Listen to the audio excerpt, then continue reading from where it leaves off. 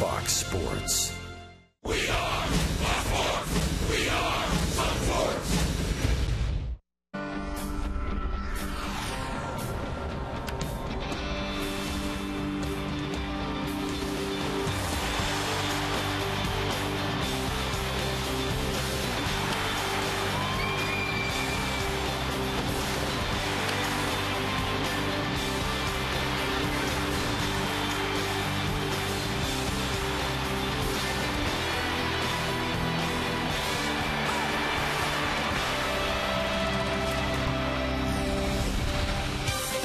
On what has been a rainy day in most of the Tampa Bay area, we welcome you to a most pleasant Tropicana field. Game 3 of this opening game series of the brand new year between the Rays and the Baltimore Orioles. Hi again, everyone, and welcome to Rays Baseball with Brian Anderson. Dwayne Stats. Will be hearing from Todd Callis and Kelly Nash throughout the afternoon. Well, Joe Madden likes to mix and match, and that's exactly what the Rays did.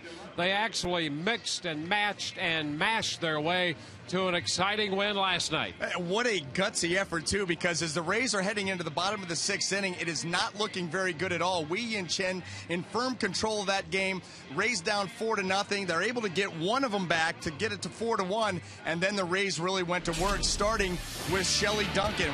Luis Ayala in the game. He gets a hanging slider and deposits it out into left field, and that ties the ball game up and just absolutely injects the Rays with new life. They would lose the lead going into the bottom of the 7th, down a run, and all of a sudden you come up after tying it up. How about James Loney facing the tough righty Pedro Strop? He's down in the count 0-2. He takes that ball the other way and gives the Rays their first lead of the night. Nice job by James with that pitch. A tough pitch moving away from him, but he went right with it, and that would set the stage for Matt Joyce and his dramatics in the bottom of the 9th inning on a 3-1 fastball. He geared up, got one pitch, one spot, and ended it. You see the reaction from the bench. And how about the group that got that done? Shelly Duncan, a late addition to the Rays opening day roster, and then James Loney and Matt Joyce coming off the bench late in the game, and that is going to be the story for the Rays all season long. Be ready to contribute anytime, any place, and maybe from any position. Matt's first career walk-off home run. In fact, he said that's the first walk-off he could ever remember, dating all the way back to his Little League days. Nothing little about this guy. Roberto Hernandez will make the start for the Rays, the big right-hander. Todd Callis chats with pitching coach Jim Hickey on Roberto Hernandez when we return.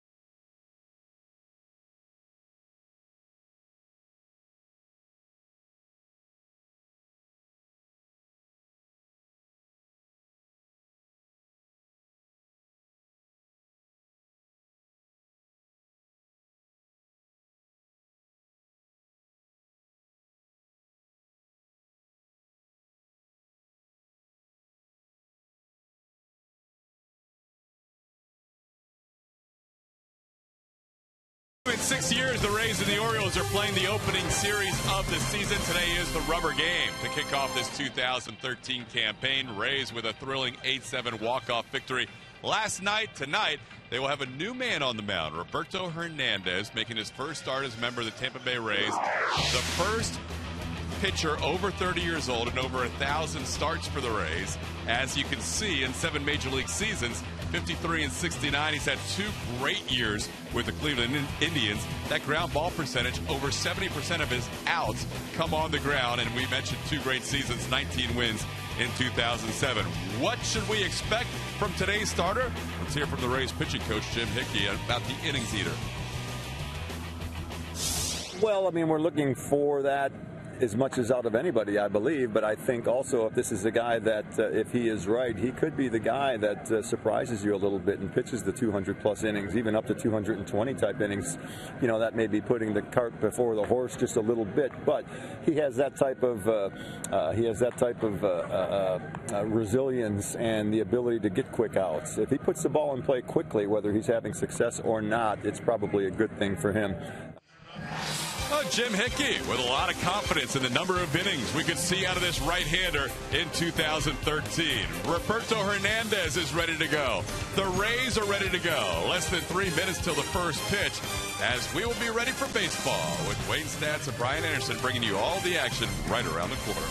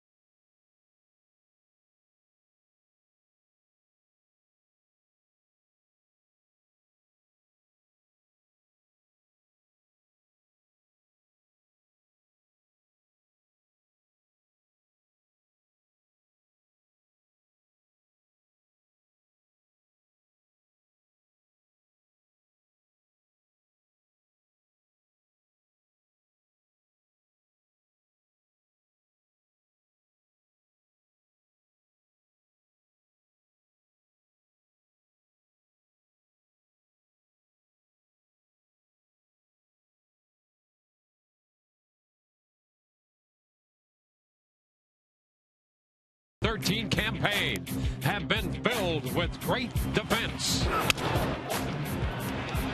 he comes up with this one, throws from the seat of his pants, and he gets him.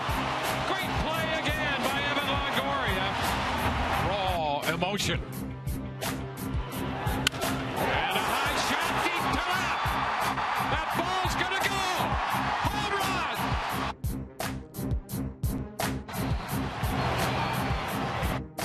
And a walk-off home run. And he swings, and it's a high fly ball. Deep to right. Rays win. Home run by Matt Joyce. Today, Tampa Bay goes for the series win against their AL East rival, the Baltimore Orioles.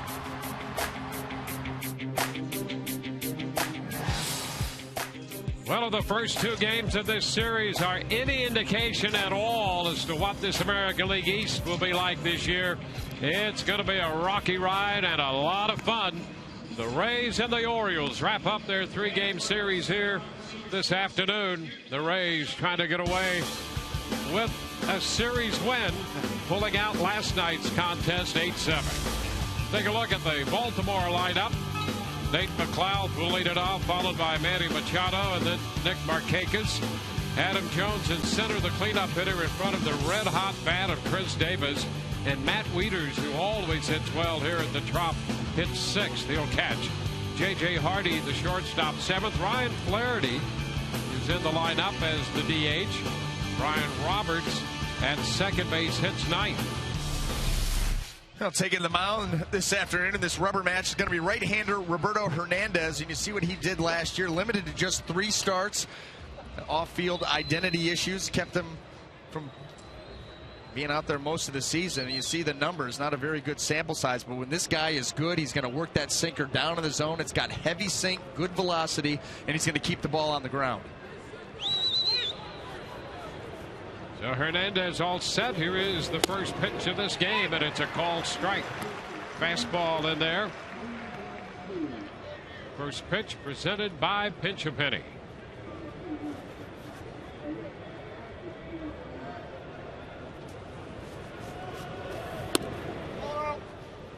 1 ball, 1 strike.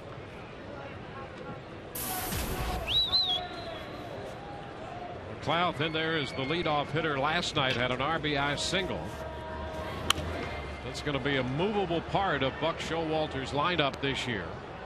He'll mix and match the lineup a little bit himself. Madden has become the master of that.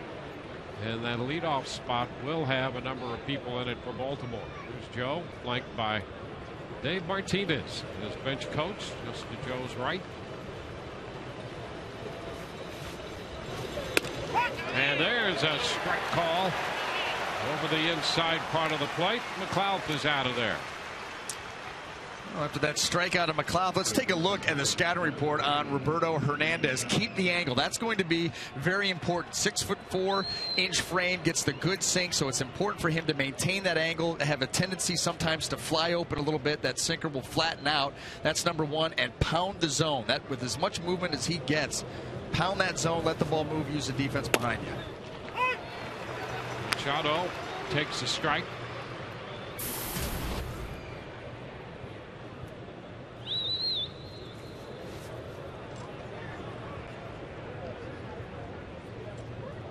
Young infielder Machado, shortstop by trade, but has anchored the third base spot since arriving in Baltimore in early August last year.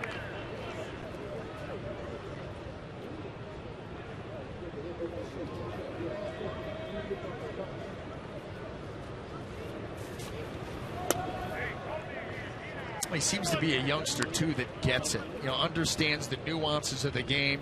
The moment is not too big for him. Got brought up last year, got to be part of a pennant race into the playoffs, and was a big reason on solidifying the left side of that infield along with J.J. Hardy. Yeah, he plays with a calmness to be only 20 years old. Chop to Longoria. Evan takes care of Machado. 2 up and 2 down. Let's take a look at the Rays defense as it lines up this afternoon behind Roberto Hernandez. In the outfield, left to right, Matt Joyce, Desmond Jennings, and Ben Zobrist. Across the infield, third to first, Longoria, Escobar, Roberts, and Loney, with Jose Molina behind the plate.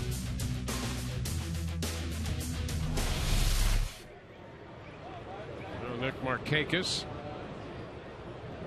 Markakis hitting third as he did last night. He was the leadoff hitter in the season opener here. The Rays had David Price on the hill.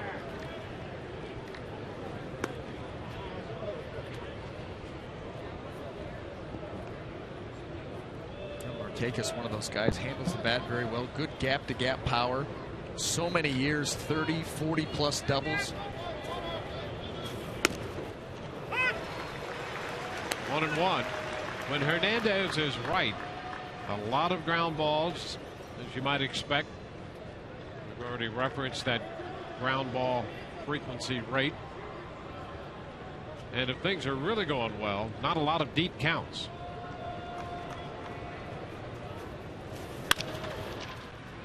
Roberts at second. So a couple of ground balls. 1, 2, 3 go the Orioles. Bottom of the first coming, and we have no score.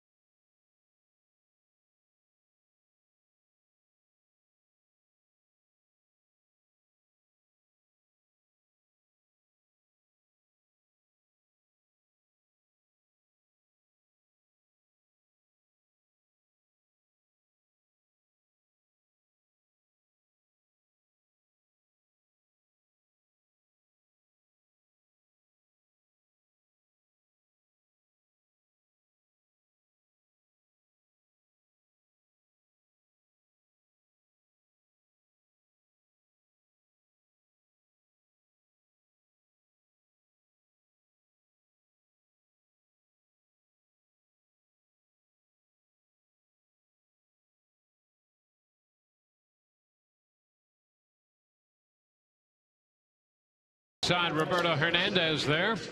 Bottom of the first, the Rays coming in to hit with Desmond Jennings leading off. Matt Joyce, last night's walk-off hero, hit second, and then Ben Zobrist. Evan Longoria, the DH against Shelley Duncan, who hit that big shot to left last night. Yunel Escobar is at shortstop. James Loney, Jose Molina, and then Ryan Roberts. Taking the mound this afternoon for the Baltimore Orioles is going to be right-hander Miguel Gonzalez. Nice find for the Orioles last year. This time last year he was in Norfolk coming out of minor league spring training. Ended up calling up, starting out of the bullpen, then getting 15 starts and putting together a nice season for the O's. Pitch down and away. Ball, no strikes.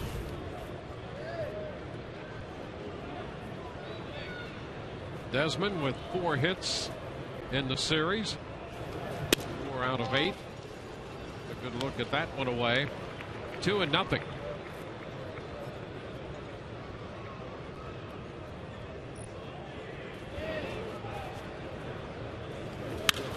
long one, but it's going to be foul.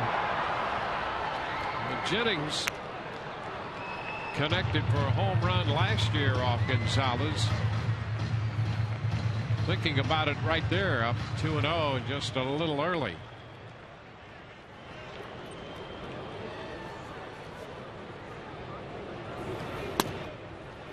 And he's up in the count now, 3-1. Here's a flashback into last July. Desmond got things started with that home run up in Baltimore. And starts the bottom of the first with a walk this afternoon. Now, Miguel Gonzalez, 15 starts last year. 4 of them came against the Rays, including that one July 25th. That was his first start against the Rays, where they chased him before 3 innings were up, scored 7 earned runs. And then after that, the following 3 starts, they've scored 2 earned runs and over 19 innings of work. So these hitter-pitcher matchups, very familiar with each other. Yeah, and he settled in and pitched well after the first couple times out. He had a very solid August. 1-0 the count to Matt Joyce. He does a nice job with runners on base also. He gave up 13 home runs last year. 12 were solo shots, including that one by Jennings.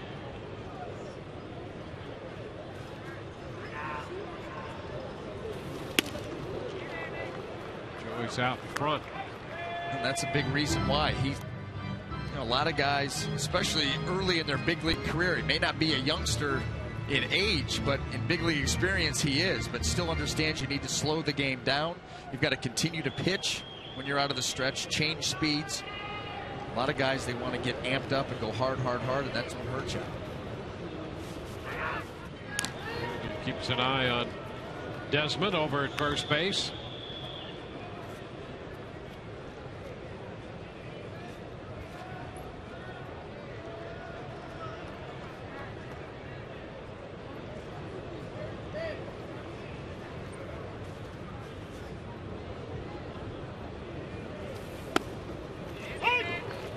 One and two. The Orioles defend Joyce way around to the right side. Take a look at this strike call by Jim Reynolds. Late movement, maybe a little bit off the plate. But, you know, we've really seen that all series long. Is the plate wide, starting with Hirschbeck in game one. This one is up. 2-2. No, that was a purpose pitch right there by Gonzalez.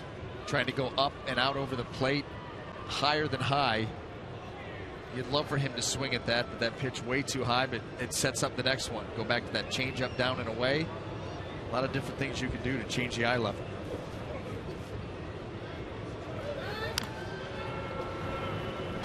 Rays with a base runner to start the inning. That's what Gonzalez also wants out of Matt Joyce. Knows that Matt likes to pull the ball. That's why the defense is the way it set up the way that it is. Looking for him to reach here. A little number. Gonzalez off the mound to make the play, and into second base advances Jennings. So the Rays with a man in scoring position and one out. Let's take a quick look at the Baltimore defense as it lines up in the outfield left to right. Nate McLeod, Adam Jones, and Nick Markakis. Across the infield third to first, Manny Machado, J.J. Hardy, Brian Roberts, and Chris Davis. Matt Wieters, once again, behind the plate.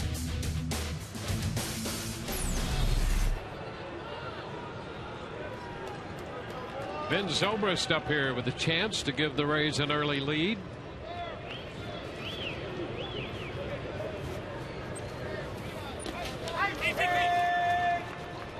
0-1 and a chance for a move up by Jennings. Wieters keeping that ball in front of him a little bit to his left.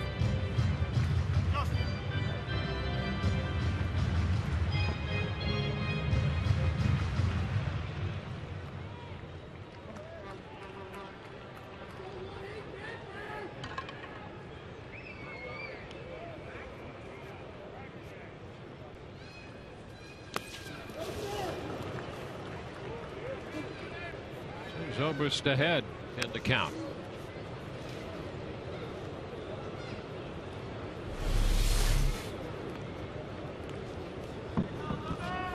Nice movement there by Wieters. A little mix up there. And on the other side of the plate.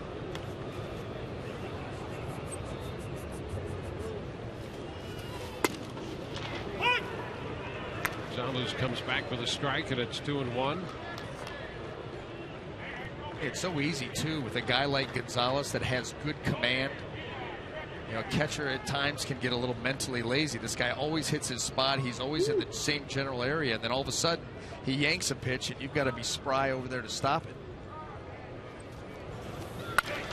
Up the right field line, foul just outside that foul line.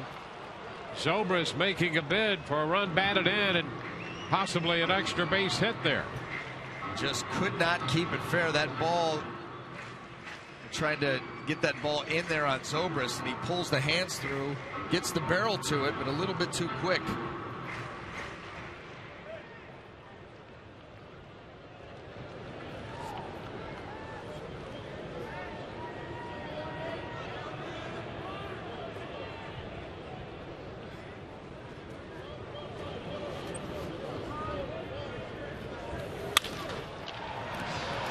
Machado, he is going to be out. Jennings trying to advance to third base, and Bob Davidson on the call says he's out. Jennings says, wait a minute, nobody touched me, but he's called out. So is Zobrist, and the inning is going to be over. So it's 5-3, and here's another look. Did he get him? Jennings didn't think so. No score.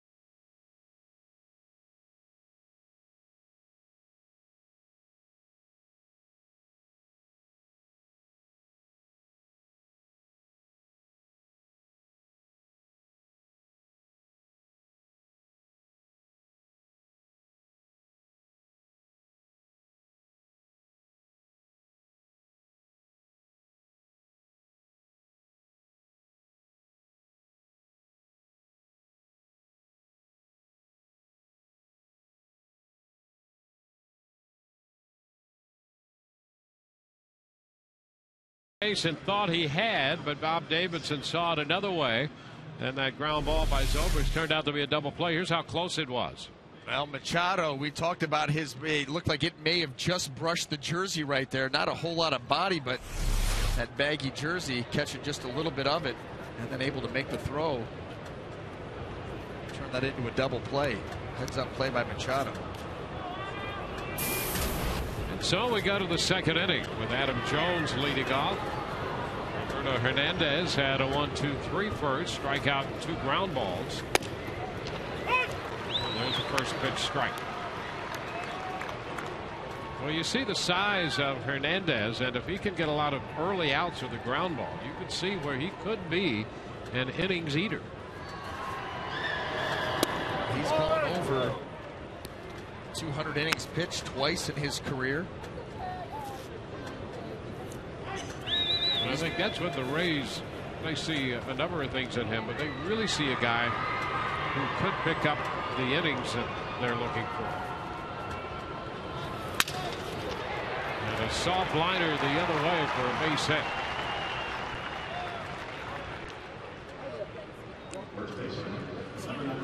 You go back just to the first inning. Great start. So here's the front door sinker. McLeod gives up on it, thinking that ball's going to be in. Tails back across the inner half, and then a couple of ground balls. That's exactly what you want to see out of Roberto Hernandez. I think too, Dwayne, I think the belief of him being able to give you that number of innings and be able to pitch deep into ball games is why he was strategically placed. I mean, this was the guy that was in the competition with Jeff Neiman for that 5th spot, yet he started game 3, but you put him right after Jeremy Hellickson, right before Matt Moore. Some strategy to that. Well, the Rays need some strategy to get this guy out, Chris Davis. He is red hot. He finished last year with a hot bat, and he started this year the same way. And he's hit everything. Yeah. He's hit balls away, balls in, down, up. And they don't have to be strikes either. No. He takes that pitch from Jake McGee in the opener. That's probably a ball. Hit the ball out of the ballpark yesterday off Jeremy Hellickson on a pitch off the plate away. Well, look at this. The last 9 regular season games now, finishing last year hot, and so that's spread over 9 games, 9 home runs, and 20 runs batted in. Just 33 total last year.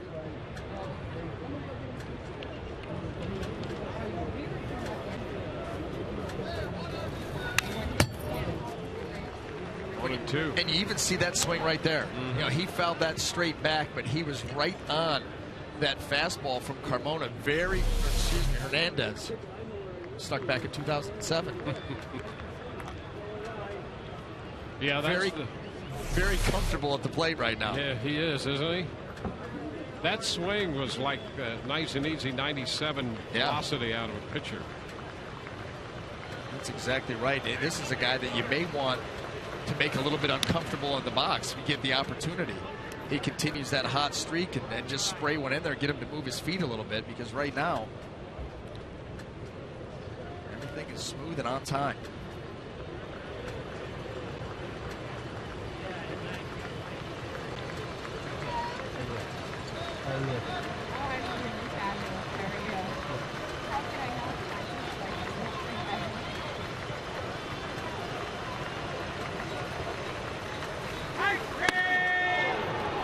A bit. 2-2. Well, that's the one pitch he hadn't seen. That's the same pitch that he struck Nate McLeod on, trying to throw that sinker, started in off the plate, have it tail back and catch the inside corner. Just didn't get it there. Good idea.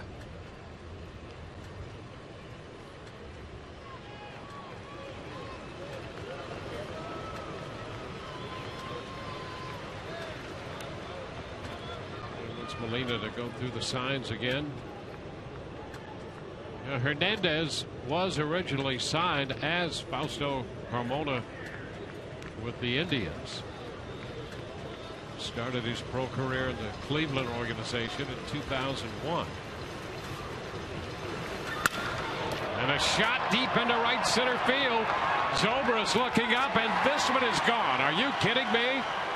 Chris Davis continues his red-hot hitting. He went down to get the off-speed pitch and lifted it out of here. He's hitting everything out. 2-0 Baltimore. He just continues to work good at-bats, good swings, extremely comfortable at the plate, and he takes this fastball from Hernandez, just goes down and gets it, one-arms it. The hand come off the bat. You got to be kidding me. He just reached out and lifted that pitch. Just flipped his wrist, strong forearms, and that ball shot out of here. Wieters misses the first one, strike one. No, he is a big guy. Again, much like Matt Wieters right here. Tremendous amount of leverage and power in his swing, and everything's clicking. Now Davis was 4 for 4 last night, a homer, 2 doubles, a single, and 4 runs batted in. He hit the 3-run home run in the 7th inning on Tuesday. He's 6 out of his last 7. And in that stretch, he's hit 3 home runs, 2 doubles, and a single. You don't want to let one get away from you. Just put him down at first.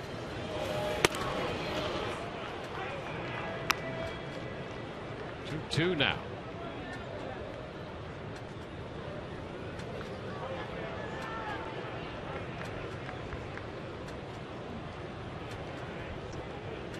An unbelievable exhibition here in this series by Chris Davis. Wieters out on strikes. Second strikeout for Roberto Hernandez.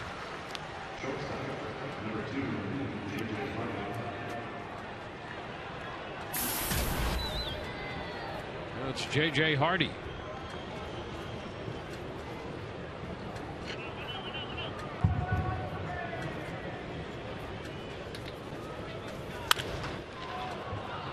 High fly to right. Zobrist makes the catch. So Hardy on the first pitch is out number 2.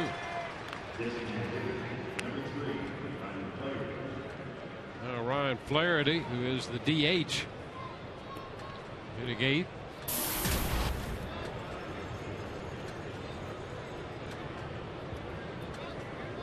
Well, what a start to the year for Chris Davis.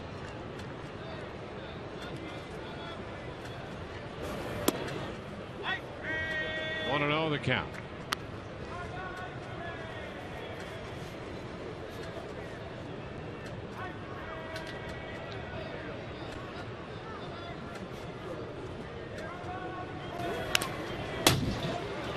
1-1. Just think about his spray chart in this series. where he's hit these balls. He's hit the ball, a couple breaking balls down. He's pulled them into the corner. Hit the fastball yesterday, let it travel from Jeremy Hellickson and shot it to left center. The sinker from Hernandez, he goes out and gets one arms into right center. Every pitch, every spot, and he's spraying all over the field.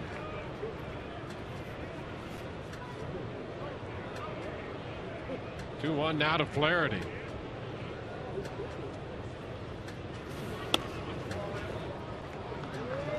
It's 3-1.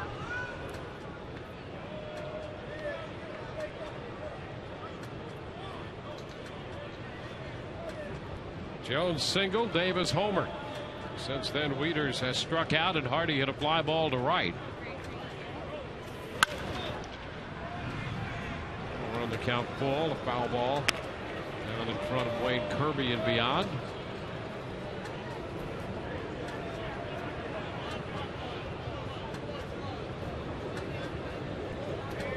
Well, it's been that kind of series, back and forth. Last night, certainly that. The Rays have fallen behind by 2 here in the second inning of this game. Strike 3 is called. And came back a little bit to get the zone. But Chris Davis lifts a home run, his third of the series. It's 2-0 Baltimore.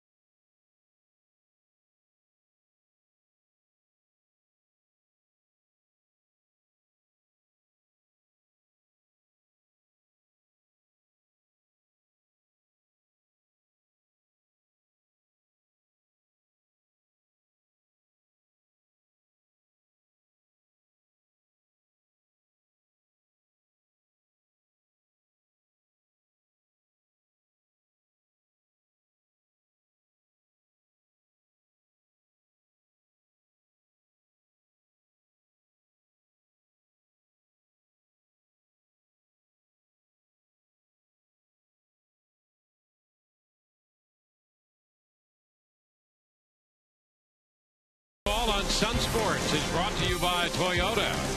Let's go places. And the Tampa Bay Times. Amazing stories only in the Tampa Bay Times.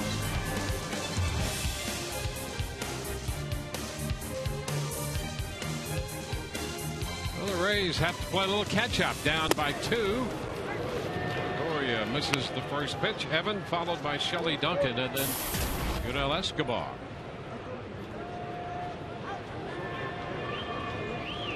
Facing Miguel Gonzalez.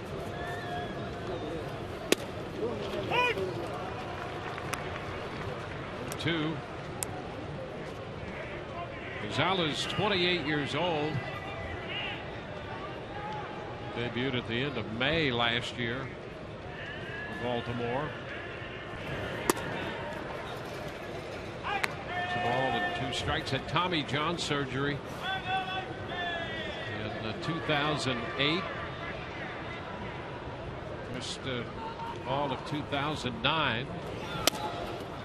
And he strikes out Longoria. 1 out. Well, this afternoon's game and all season long, Tires Plus will donate $100 to the Pediatric Cancer Foundation for every Tampa Bay Rays home run televised on Sun Sports. Shelly Duncan, his first hit in a Rays uniform, a big one. His third time up last night when he unloaded the 3-run home run.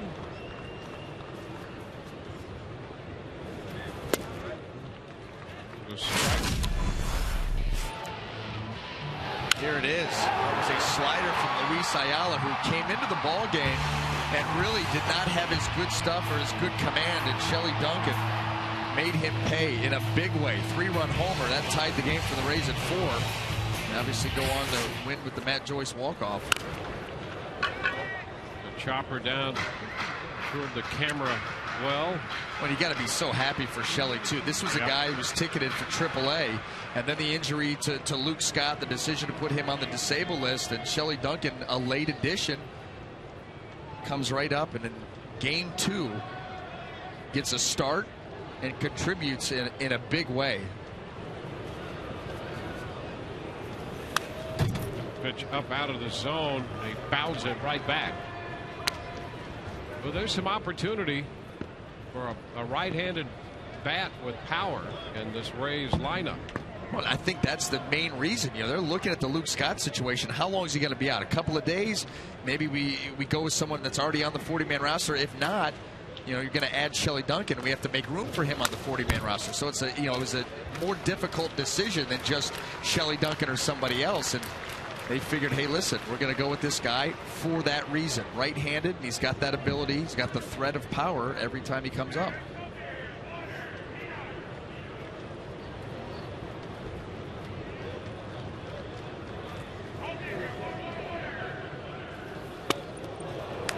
And Duncan out on strikes this time.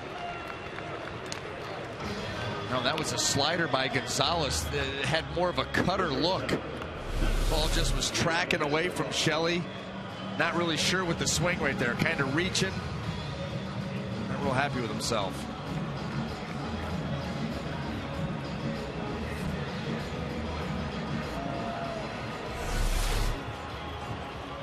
Back-to-back strikeouts. Now Escobar.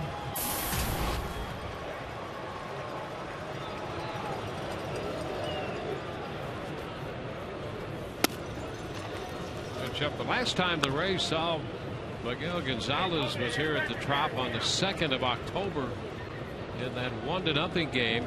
He got the win, pitching the first 6 1/3 innings in that game. Gave up just 2 hits and a couple walks, had 7 strikeouts. That's the game in which James Shields pitched so well. Struck out 15 and gave up just 2 hits. Gave up a home run to who else? Chris Davis to account for the Baltimore run. 3-0 now to Escobar. So Davis tough on the Rays last October in the final series of the regular season, and tough on them to open this year. Escobar has drawn a walk.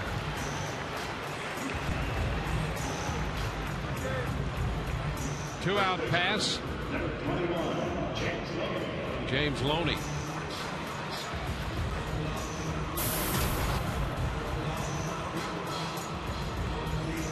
James Loney with a big hit in last night's ball game. The hit that gave the Rays the lead in the 7th inning, coming off the bench.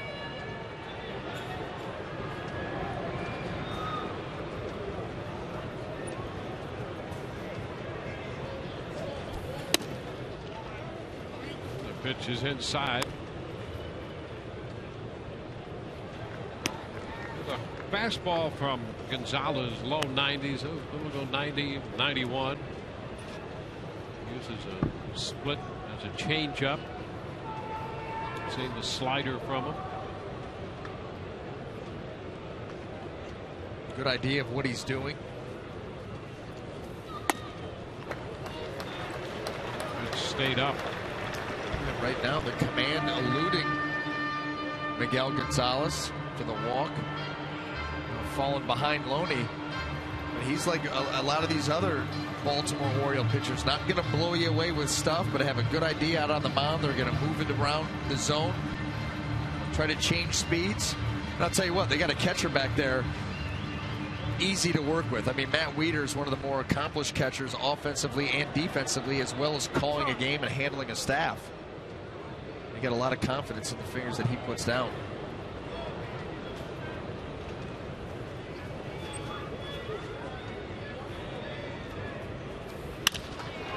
Loney takes it the other way, slicing toward the corner and out of the reach of McLeod, who was hustling over there.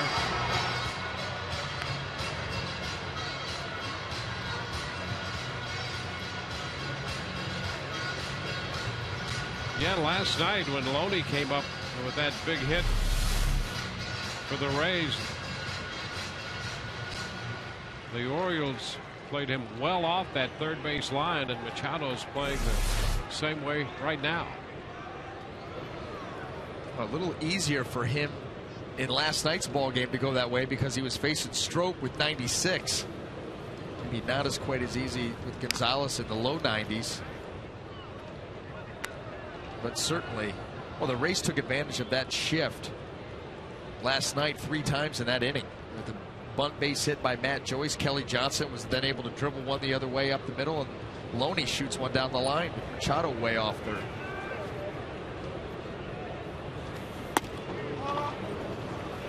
Good take there. It's 3-1.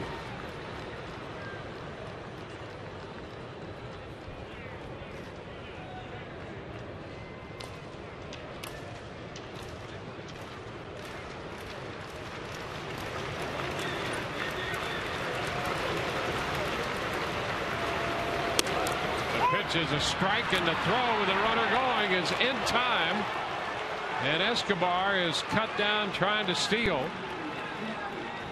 Hardy put the tag on him, and the bottom of the second is over. 2-0 Baltimore.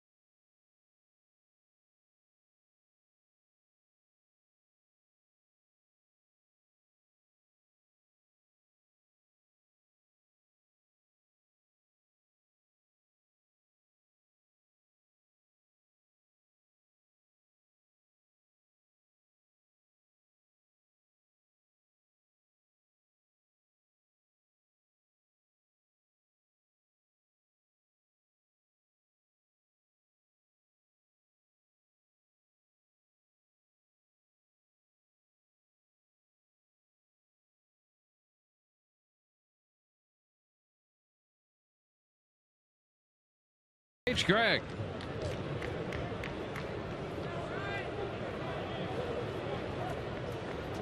Two 2-0 Baltimore on top on the home run in the second inning by Chris Davis, and now Roberto Hernandez goes back to work. Pitch to Brian Roberts is wide. No ball, no strikes.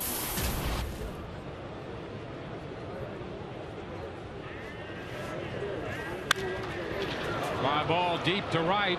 Zobrist going back, hitting the track. He's going to be there, and with a little leap makes the catch. He covered some ground to get that one off the bat of Brian Roberts. You don't see that sinker that part of the zone get driven that far. Brian Roberts able to go down and get underneath that pitch. Get a pretty good ride, but Zobrist tracks it down for out number 1. You see that ball down and in, and that's why left-handed hitters tend to target that pitch a little bit more. That was that front door sinker that Hernandez wanted. And I think that's going to be a big pitch for him this year, really, because a lot of left-handed hitters, they hit 50 points higher than right-handed hitters for his career. So he's going to see a ton of lefties. They're going to be looking out over the plate for that sinker. Yeah, so if he can get that to start in and come back, that's the key. And that's the one pitch that you want to see a little elevation. You don't want it down and in like to Roberts, where you can get underneath and golf that ball out of here.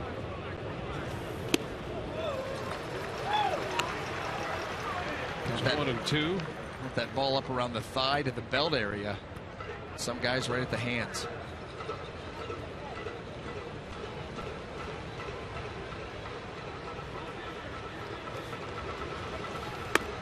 Like that.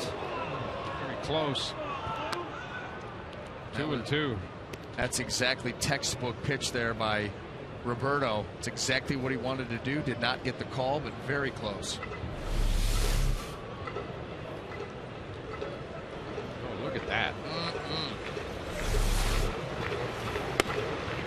He's trying it again, and the count is full. You know, that's something that even in the last few years with the Indians, he attempted to do.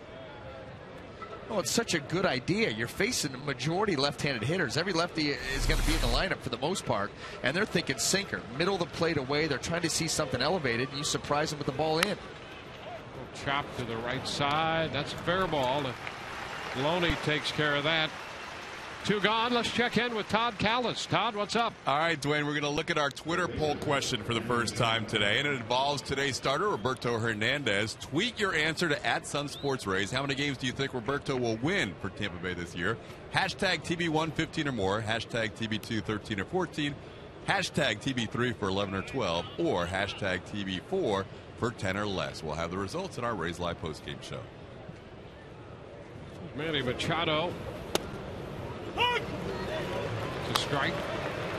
Well, Jim Hickey, speaking of that poll, Hickey would be, I think, strong double figures there because he thinks Hernandez could give this team a lot of innings featuring that sinker, and if that's the case, he takes a regular turn, he can have a chance to get into double figures. Quickly ahead of Machado, 0-2. Rays will take their chances if he can throw ground balls because they'll position the defense, and we've seen them with all of their shifts and all the research they do on defending hitters. If they can get him to consistently get that ground ball, I think over the stretch of a season there'll be a lot of success there. But that's hashtag defensive shifts. Now hashtag everything. I think you're right, too, when you're talking about what hashtag Roberto Hernandez is capable of, according to hashtag pitching coach Jim Hickey.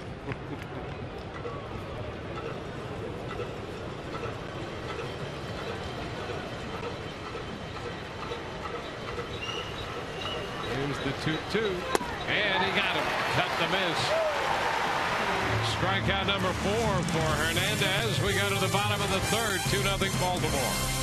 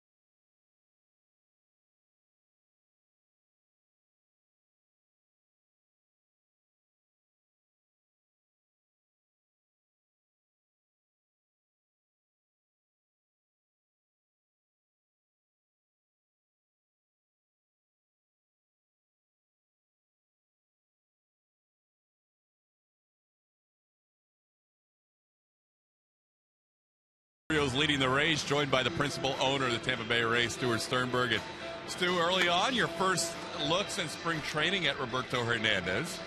What do you think about the right-hander? He's a big fella. Yeah. Well, when we spoke about him, this past off season, we thought he could be an ideal candidate for us, given his ground ball tendencies and a lot of upside. So it's hopefully it works out for us this year. I'm not sure if we like this reoccurring script of the multi-run home run earlier by the Orioles. I did say to Joe Madden when he said before the game, I said, could we just be tied after the first inning? And he did his job right there. And then, well. First impressions of this weekend as you take a look at this team. James Loney will lead off the bottom half of the third inning. The defense looks a little different this season. Defense tremendous. It clearly was something we knew we had to get much more correct after the last season. I think we did better than people might have seen, but it was not up to what we need to. And I think we have as good a defensive team. I know we have as good a defensive team we've ever had. And I would put it against any in baseball at this point. Guy at the plate's a big part of that. James Loney, smooth fielding first baseman. Sometimes Rays fans love the expectations, where they see their team being touted by national publications. I'm not sure if the owner can say the same thing. That's true. But that's everybody. Well, Chopper and Miguel Gonzalez will make the play for the first half. Yeah, well, the fans should have great expectations of what we're trying to do here and get done. My expectations are always sort of tamped down a little bit. We had a couple of years where we had high expectations, last year being one, and those are the only two seasons where we fell short of where we wanted to be, which was the playoffs. But I would like to think that we'll be playing meaningful games in September, and that's our goal. 09 and last year, the expectations were not met, unfortunately, as Molina bats here. Crowd on a rainy day, a little senior prom action, right? And then you got Cleveland coming into town. Exactly. It was. I went out to the front to see how things were going, and it obviously was raining. And the senior citizens here who made the trek in and braved it through the rain. Hats off if I was wearing a hat to everybody and all you watching at home. I'd encourage you to get out to a ball game this year. If you get to one, please try to get to a second. If you haven't come to one, it's a great place to spend an afternoon or an evening. Rain notwithstanding like today, but I want to thank everybody who made the trip into it. 0-2 the count to Jose Molina, and it's now 1-2. Stu, when you look at this American League East, it's probably as different as we have seen it since the Rays have been a franchise. Topsy-turvy. Huh? It's sort of like we upset the balance 5 years ago, and now everybody else is following us through the door somewhat. Off the end of the bat and off the mound, and a nice play by J.J. Hardy for the second out. So just kicking it off. You'll be watching us and catching up with us on the road and back here. So we look forward to the journey. Only 159 and 6 innings or so to go. It's a long season, and I know viewers, the fans, come in and out. You miss a game, a couple of games, and you get right back on, and we will be here for you. Got the Indians in here this weekend, so it'll be exciting. They've got a lot of new things going on this week. They have a chance to sweep Toronto. Okay, not the worst thing in the world for us. Not bad for an AL East opponent. Stu, thanks very much. Sure, you have to be careful what you wish for, though, because they might be beating Toronto and we'll be fighting Cleveland for the wild card, so you just never know, right? Red Sox, Yankees, who are we rooting for? I just don't know anymore. All right, guys, back up to you. All right, Todd, good job. Thank you. Ryan Roberts up here. 2 balls and no strikes to count. A couple of ground ball outs from Loney and Molina.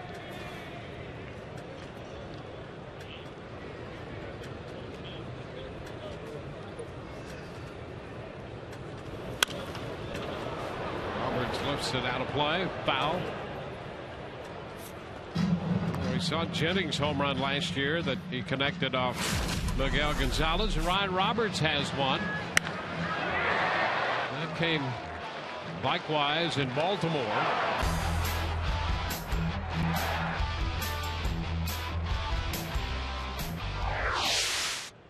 Rays eventually won that game 10-1. A little looper, shallow center, and Jones coming straight in makes the catch to retire the side. We go to the 4th. It's 2-0 Baltimore.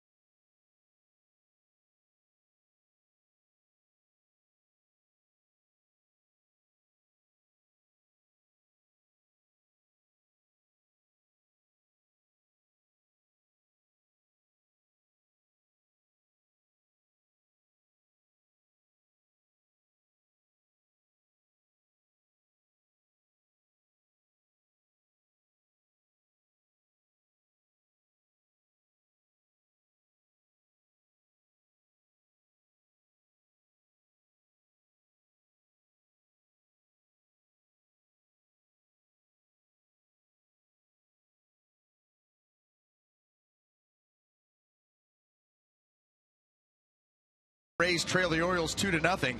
Well, the Rays are ready for another exciting season in 2013. Experience it with Rays season tickets to get the best seats, biggest savings, and exclusive benefits throughout the year. There are a variety of plans to choose from with flexible payment options available. It's Nick Markakis, the right fielder, hitting third in Buck Showalter's lineup today. He's going to lead it off in the fourth against Roberto Hernandez. First pitch is a strike.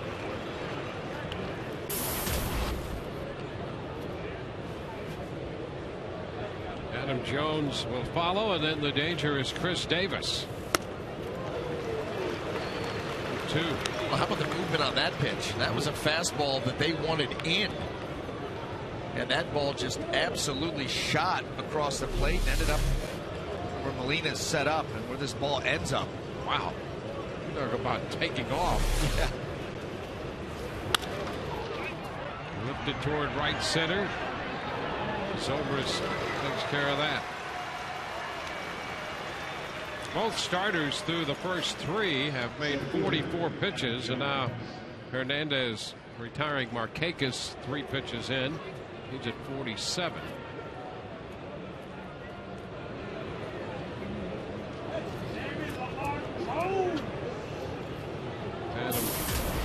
Adam Jones has singled and scored on the home run by Davis.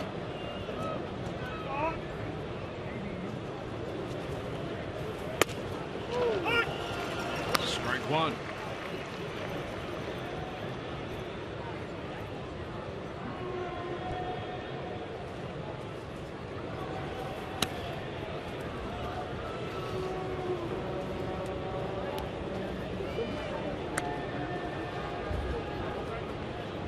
Strikeouts, no walks, 2 runs, 2 hits, and they were back-to-back in the second when Jones singled and Davis hit the home run.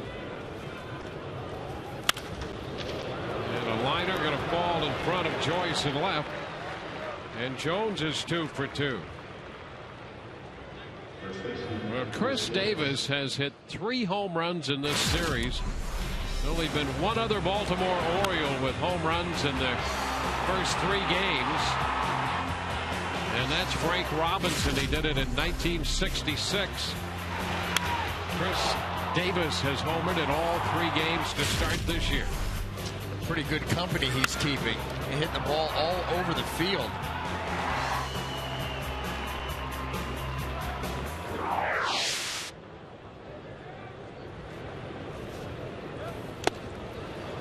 And a strike. Wow, he was going for number 4 right there. Really went to the uppercut swing. Chris Davis has that natural upswing anyway, but he really geared up for that pitch. Pulled right off of it.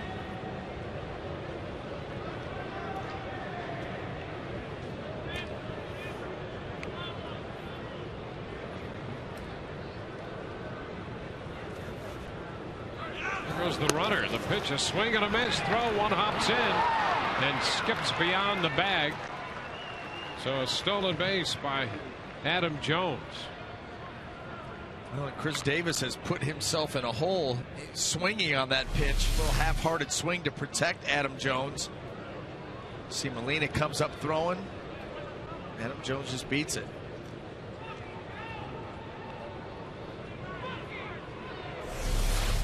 Although even Yunel Escobar right there, even if he comes up with that ball, not in a position to put the tag down anyway.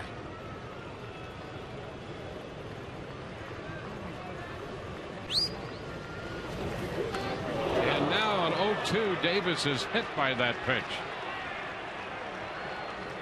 So a 2-strike pitch, and Chris Davis is hit.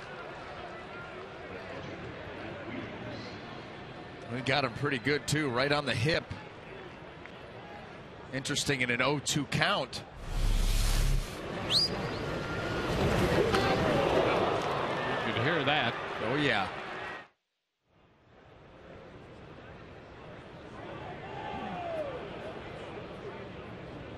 How about this? Kick that ball out of there. Molina and Hernandez out there on the hill with 2 men on. Well, how about that? I mean, Davis is so comfortable up there. Yeah. You get to 2 strikes. You don't want to hit him then. You wouldn't think so. Although, I mean, that I understand with if he's going for that comeback sinker, and maybe just yanked it. But with as hot as he's been, if you're a Baltimore fan or in that dugout, you can make the case, hey, they just drilled him. Which, whatever. The only thing that would argue against that would be the count. Yeah. Any other count, you'd go, oh, sure. Yeah, no question about it. And maybe therein lies the deception. 1-0 the count to Wieters. 1-1. Well, that pitch, trying to get that pitch to come back, has not been perfected by Hernandez. We mentioned he was working on that. The late Jose Lima with the Indians talked with Hernandez about that, and one of the reasons he's on the first base side of the rubber toward the first base side of the mound is to have better command in there of that sinker. It puts you closer to the hitter, the left-handed hitter. You're closer to him. And, oh, by the way, you get the added benefit of letting that arm just come down the middle of the plate and that ball really shoot to the outside corner. Yeah. And not only does it make it easier to get it close to him, but it gives you more sink and movement away. Yeah, Lima was the guy who really tried to introduce that and drive home that point. The late right-hander. So it has been a work in progress. And if he gets that thing going, he could really be something. You know, and in the situation with Chris Davis, 0-2, you're trying to make the perfect pitch. You know, you don't want that ball to leak back out across the plate. Another shot to center by Wieters. On the run is Jennings, who makes a nice catch, and the runners return to their respective bases. Well, a nice running grab by Jennings. Jennings runs some good routes out there in center field. Well, yes, he does. This ball was struck well by Wieters, and Jennings on his horse, able to get it, and then turn, get it in right away. Adam Jones started to head towards third base, had to run back, and he's stuck there at second. You're going to see an awful lot of that. Desmond Jennings taking good angles, good jumps. You know he's got the speed. He will be fun to watch. I think in an understated way, he'll really be fun to watch and appreciate his play in center field. A turn, but nothing doing. Jones scrambling to get back to the bag anyway.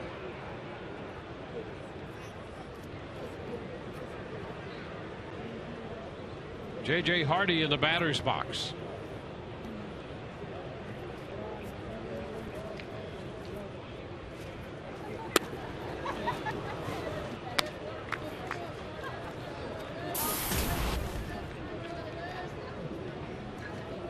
Shaded toward the bag at second base with Jones over there and Hardy the hitter.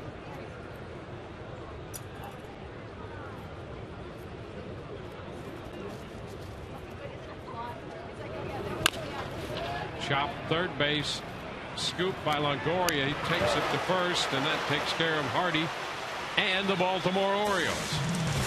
2 men left. We got to the bottom of the fourth. 2-0 Baltimore.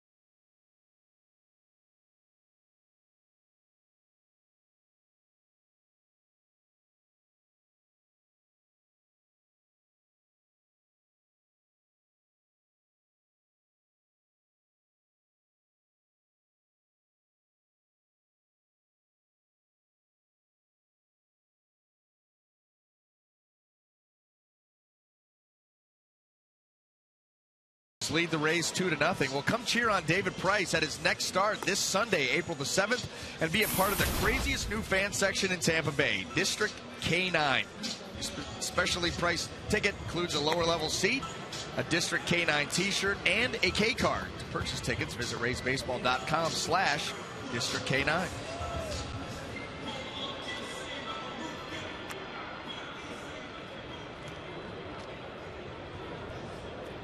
Top of the order for the Rays in the bottom of the 4th inning, Desmond Jennings. Rays with a couple base runners via the walk, but still looking for their first hit. Ball, no strikes.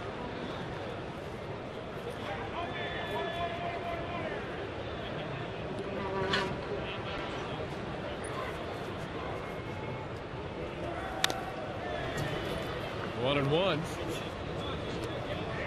Little split. And Jennings over the top of it, got just a little piece of that pitch.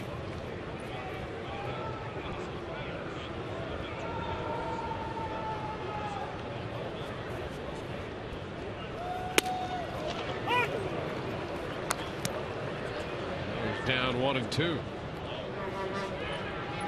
Gonzalez pretty much has picked up where he left off when the Rays saw him at the beginning of October last year.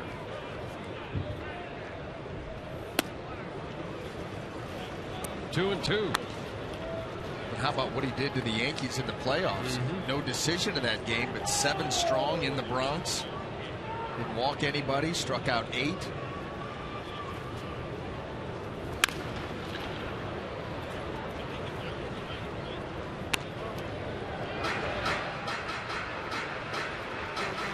He's been able to execute. He does not have overpowering stuff. Fastball in the range of 90 to 91. Change of speeds and locates. And Jennings is out on strikes. Out in front. Strikeout number 3 for Gonzalez. There was that split. Little change of pace pitch, and he throws it right down the middle of the plate. And you see that finish right at the end. It's able to dip below the bat of Desmond Jennings, and you see how out in front he was.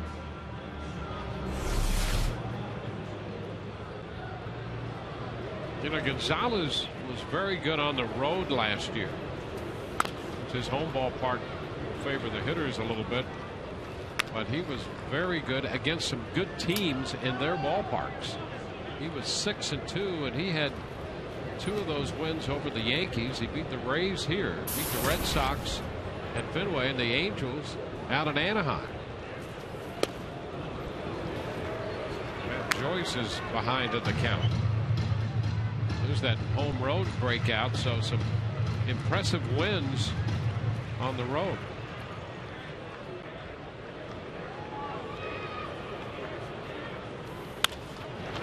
Joyce looks it toward the line and left with some hang time, and McLeod is there to catch it.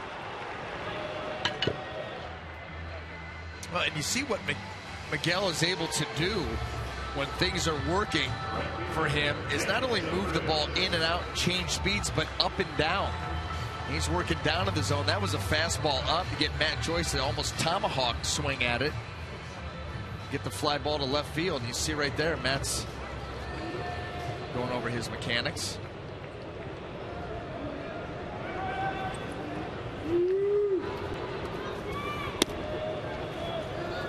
Zobrist takes it, a breaking ball down and in.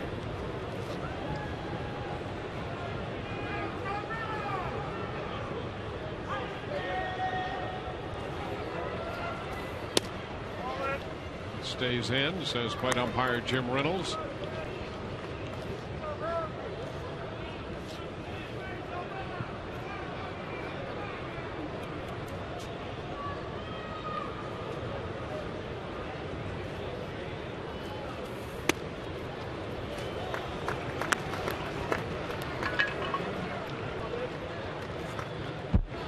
A 3-0 count.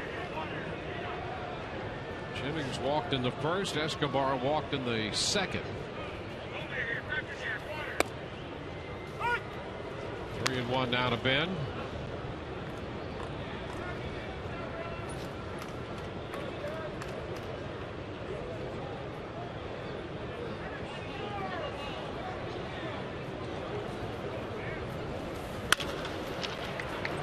Roberts at second, and the Rays are up and down 1-2-3. We're headed into inning number 5. 2-0 Baltimore.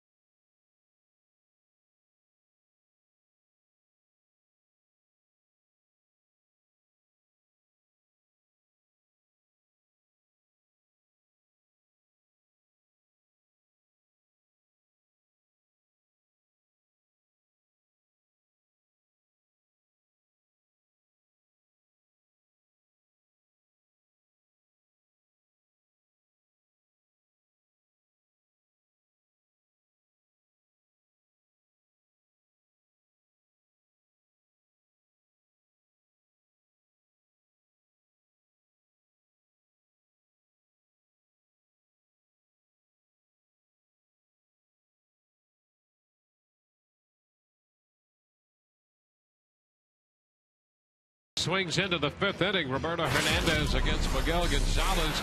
And it's time for the Just for Men Auto Stop Foolproof Stat. Since the Rays really turned the corner in 08, look at what they've done in the winning department. Most wins, except for the Yankees and the Phillies. That's some great company right there.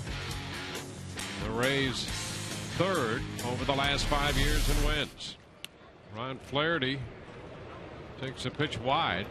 The other one that's impressive, they're the only team with a winning record during that 5-year stretch, with the exception of the Yankees and the Cardinals.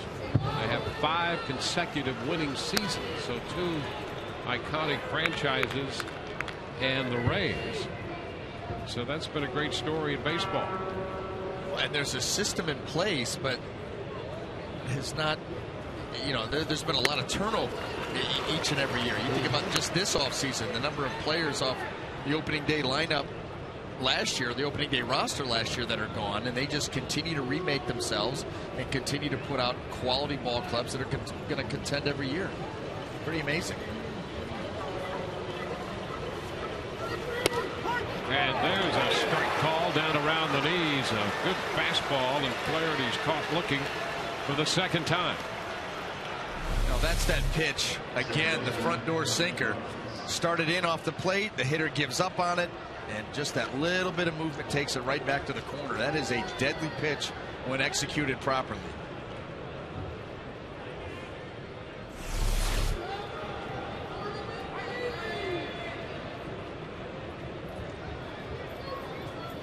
Brian Roberts to strike. Roberts hit the ball to the warning track in right field his first time.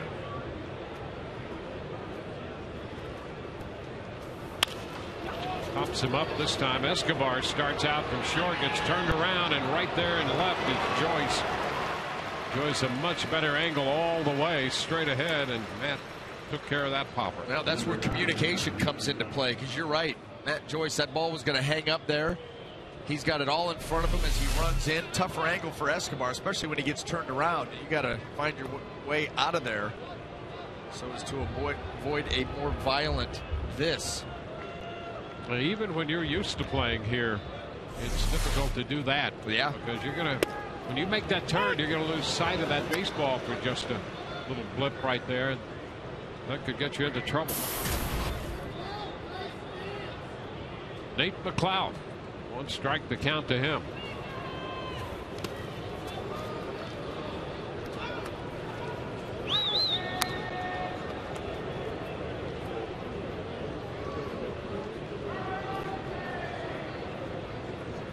Hernandez, a 19-game winner. He was 19-8 in 2007 with the Indians.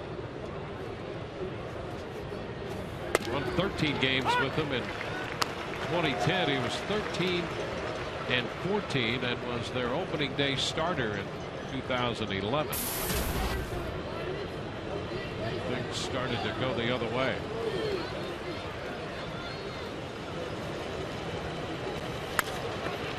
Chop to the right side.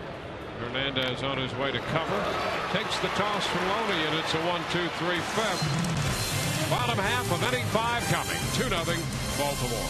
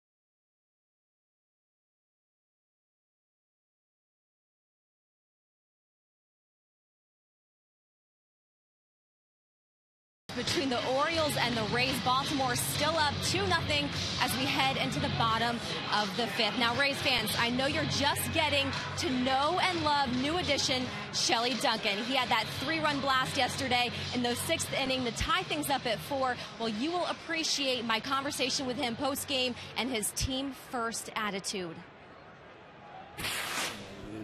It's awesome seeing the whole team work together for that win. It wasn't a 1 or 2 guys show. It was, playing against these guys, it was how they'd always beat us, and it was special being a part of it and seeing everybody do whatever it took. Let's see if he can get the Rays on the board right now, guys. All right, Kelly. Well, Shelly Duncan will be the number 2 hitter up in this inning. On deck following Evan Longoria, and Evan quickly finds himself behind Gonzalez in the count 0-2. Rays try to get something going. Longoria batting against the shift here. They have overloaded the left side of the infield, the Orioles, for Longoria. Brian Roberts here. Lonely man over here, Chris Davis.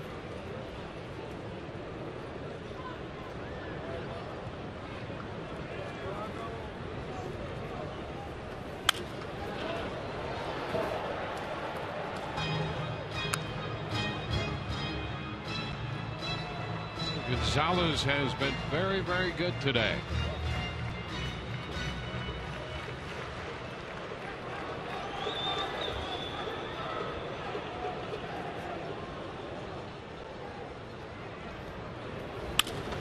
And back, headed toward the middle and past the diving Roberts. So Longoria down 0-2, guides this one into center field, and the Rays have their first hit. Now, Evan Longoria knows where the defense is set up. Gonzalez makes a tough pitch down and away, moving away. So instead of trying to pull this pitch, he does a nice job of just taking it right back up the middle. And once you get it by Gonzalez, I mean, even if Roberts comes up with that, he had to go so far. I still don't think he's going to be able to get Evan at first. So the Rays have their third base runner, their first hit. Evan leading off with a single. Here's Shelley Duncan.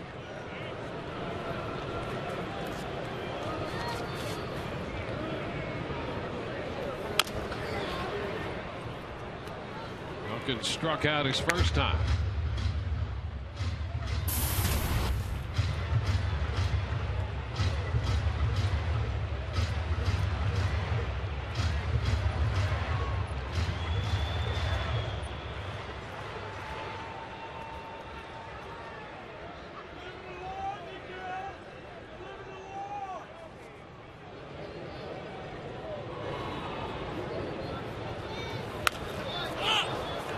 It's popped up.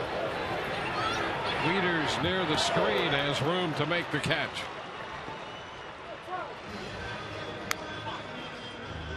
One out. Still at first is Evan.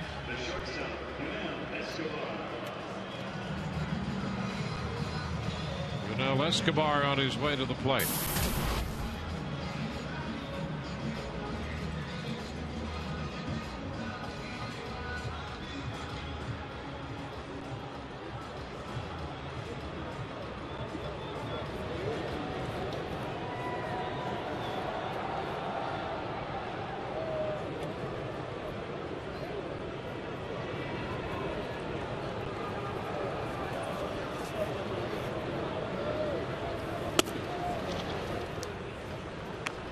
Ball, no strikes.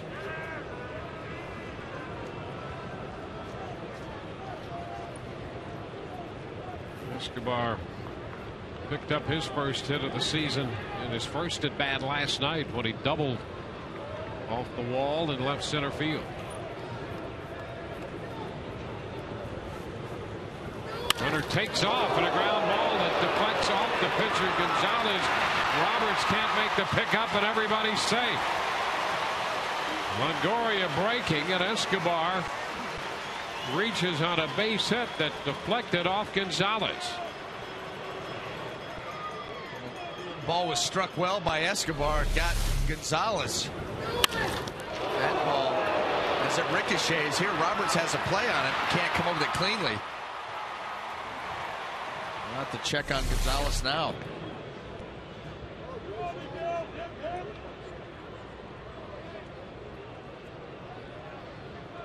Gonzalez appears to be fine.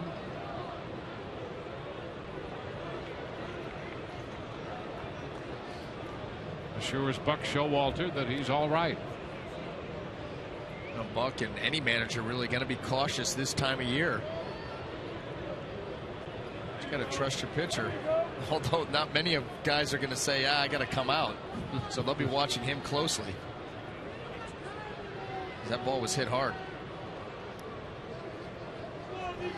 Is on the bottom of the fifth, leading 2-0.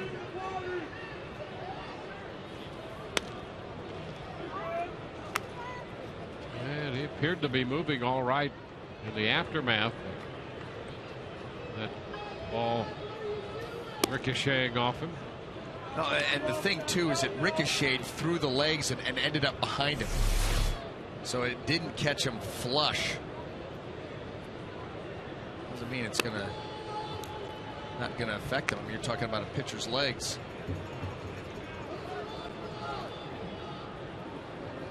Looked all right in the warm-ups. So he'll face James Loney. And the Rays, for the first time in this game, have two men on base at the same time.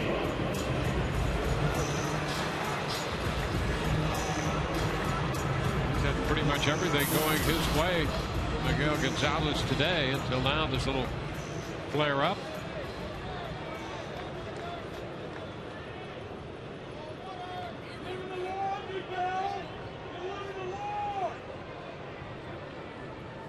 The Rays first baseman Loney 0 for 1. There you go. I saw the same thing. It's coming back to win last night 8-7. Baltimore winning the first game 7-4. And that's a strike.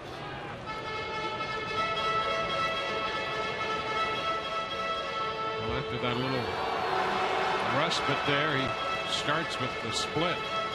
Throws it for a strike. Unpredictable. That's part of what makes him effective. You're not just going to come out there first pitch fastball. Might start you off with anything. And Loney chases one. But you see how he gets into a hitter's head, gets you in between on your swings. The first pitch split, and then he rides a fastball up around the letters. Loney sees that pitch big, close to his eyes, takes a rip, can't get on top of it, way too high. And all of a sudden you're down on the count 0-2.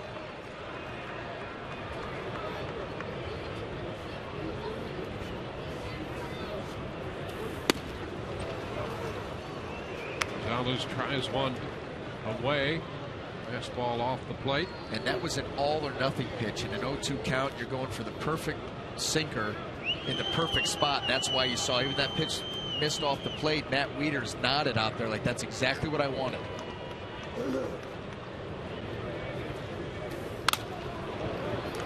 Foul ball that catches Wieters and then deflects away.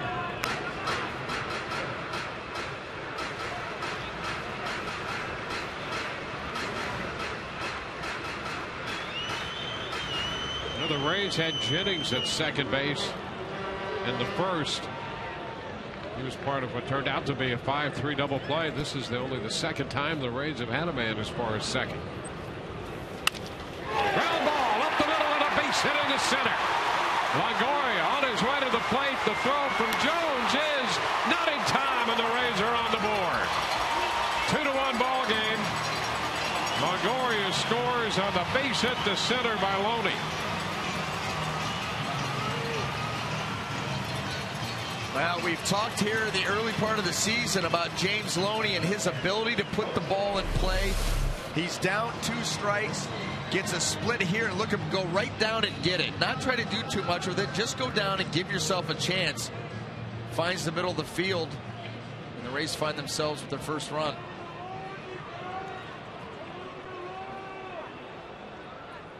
And Longoria headed for the backside of the plate away from a potential tag.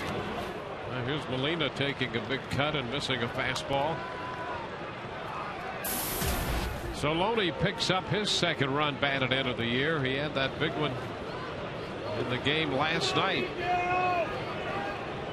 He pinch hit the double in the 7th, driving in a run. He's at first. Escobar is at second. Jose Molina in the batter's box. 0-2.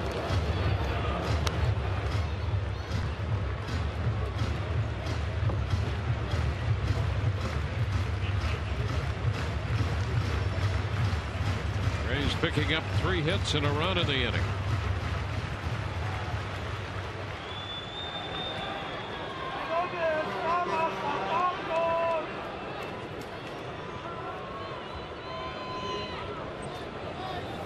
Ground ball headed toward the middle. Base hit into center field. Escobar heads to the plate. Throw's going to be up the line a bit. This game is tied. 2-2 as Escobar scores on the Molina base hit. Well, the Rays with 4 singles have 2 runs. Well, last couple playing pepper with the middle of the field. Gonzalez has been very tough. But this ball is up and out over the plate. Jose Molina just hammers it right into center field. This ball being on the ground, you see Escobar with his secondary lead. He's got to go. Adam Jones has a good arm, but a little bit wide on the throw, and Escobar in there easily.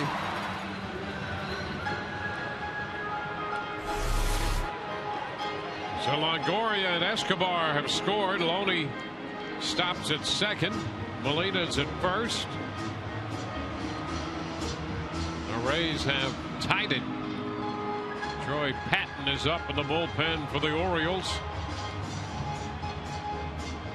Miguel Gonzalez getting a visit. Well, it was that base hit by Longoria against the ship that started all this. And in that case, Longoria took what they were going to give him. Yeah, didn't try to do too much. I mean, they pulled the 3 infielders over to the left side. He got a slider down and away with 2 strikes. Just shot that back up the middle. The Rays have done a great job of using the middle of the field against a pitcher who'd been throwing the ball very well coming into this inning. Ryan Roberts. Roberts ground ball to third. Machado to second. One first base. The Orioles turn the double play. 5-4-3. That'll do it for the Rays in the 5th inning, but they get even. 2-run score on RBI singles from Loney and Molina. The Rays leave a couple. We're through 5 here, and this game now is tied at 2-2. There's Loney's base hit up the middle. Then scored Longoria. Molina followed with a single up the middle. Scoring Escobar. 2-2 tie.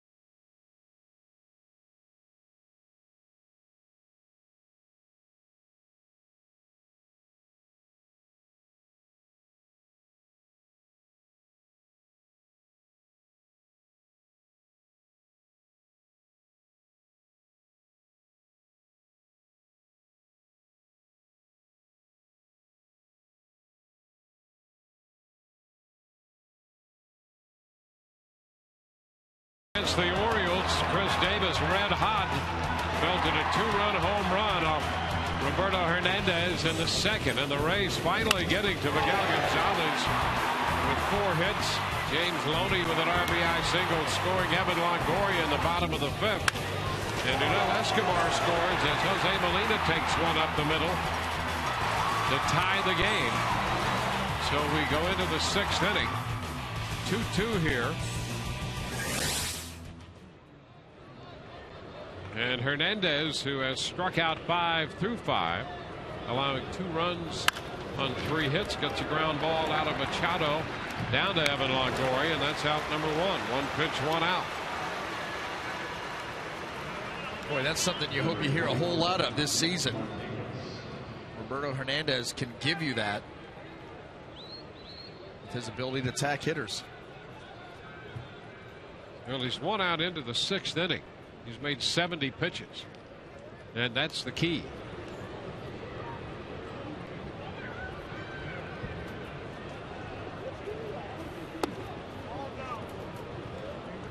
Kakis takes a pitch down.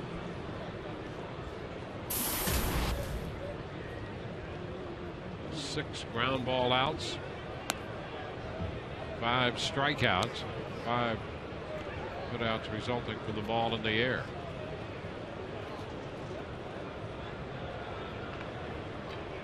His career ground ball to strikeout ratio is 2.47. That's extremely good. Well, since he's come into the league, that was starting in 2006. It's the 4th highest in the major leagues.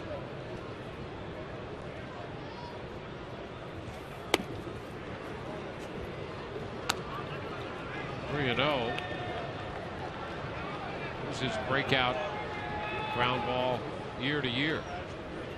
This is the year right here, 76.8%, the year that he won 19 games and finished 4th in Cy Young Award voting. 3-1 to Markakis.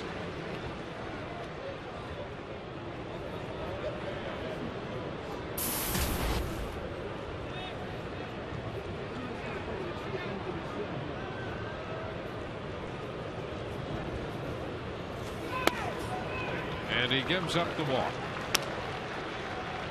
It's the first free pass he's issued. And if you're going to walk off of Roberto Hernandez, you're going to have to stay patient because he wants you to go outside of the zone. He wants to, what he wants more than anything is the fastball, the sinker to come out, even the changeup, come out of his hand with the appearance it's a strike. Out of the hand, it's in the zone, and then all of a sudden as it gets to home plate, now it's not out of the zone. And so as a hitter, if you're going to work that walk, you've got to be extremely patient and disciplined.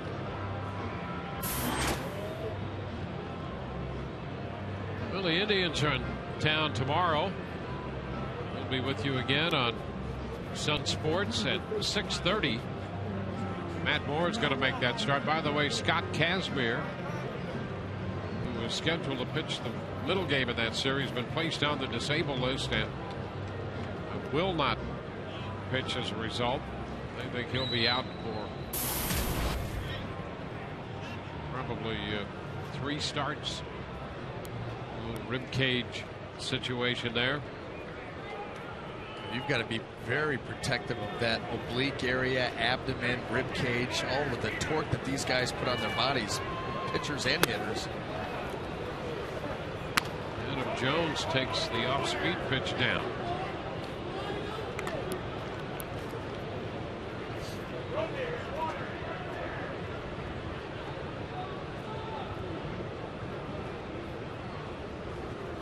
Jones has 2 of the 3 hits given up. And there's another one. A 1-hop line drive base hit to right. Markakis stops at second. Adam Jones is 3 for 3. And that brings up you-know-who, Chris Davis. Davis has homered. A 2-run home run in the second, and then he was hit by a pitch on an 0-2 delivery in the 4th. Jim Hickey goes to the phone. Ring the bullpen. And that's fine, but that's not going to help you in this at bat. And Chris Davis up here with 2 runners aboard. You said it best last night. He's got to come to the plate. That's fine. Make sure nobody's on base. Yep. That's the key. It's Jamie Wright, veteran right-hander. And a first pitch strike to Davis. Well, and if you're going to get that pitch, that's it. That's where you go. If he's able to go down and get this pitch and lift it for damage, I mean, that's a perfectly placed sinker.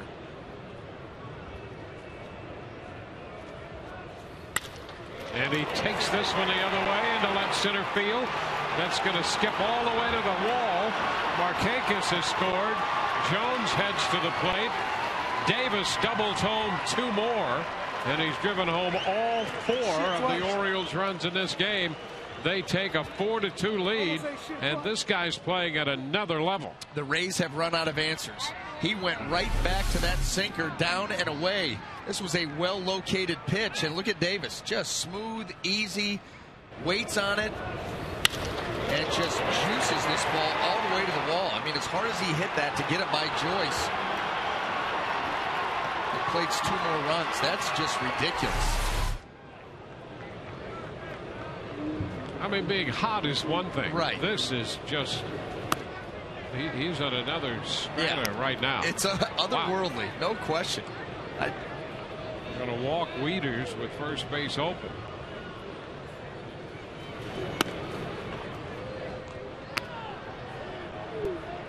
I mean, he's hit balls in and out of the strike zone and all over the strike zone. You put together a little package, down and in, down and away, up and in. I mean, right now you think, what do you have to do to get him out? Yeah. You run out of ideas. No. Well, yeah, if you want to save pitches, you let one get away. And I am giving air quotes. and put him on first base, or you just walk him. Yeah. Because right now, I mean, I don't see where you're going in the strike zone where he's got a weakness right now.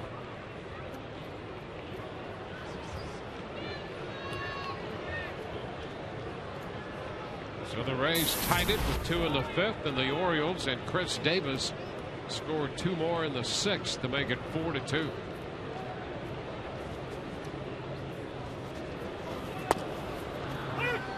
J.J. Hardy looks at a strike.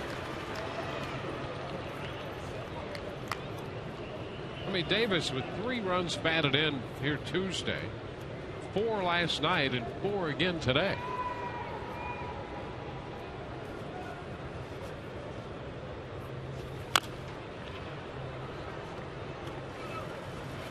Two strikes.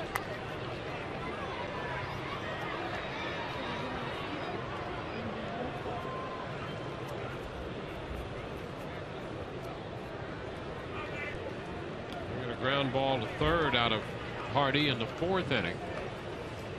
The Rays looking for a chance to get a double play here. Covered nicely by Molina. It's 1-2.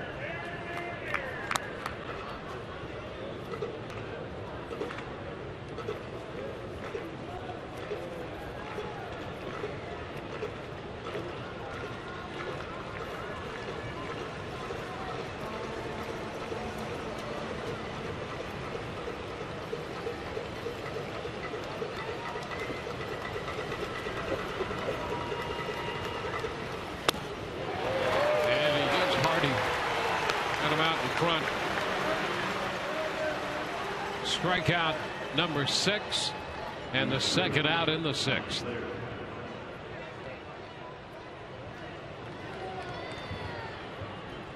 Two outs, 2 runs home, 2 men on base, and here's Ryan Flaherty, who struck out twice.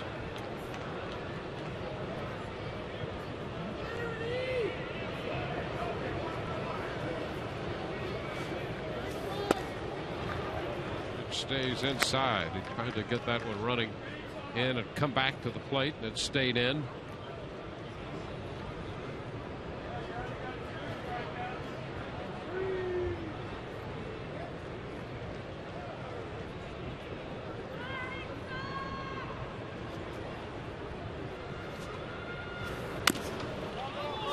One and one.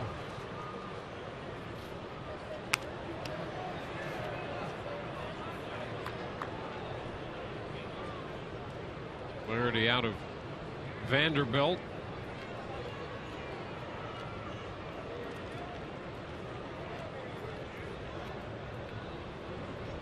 David Price out of Vanderbilt, and Flaherty also lives in Franklin, Tennessee, and that's the offseason home of Ben Zobrist.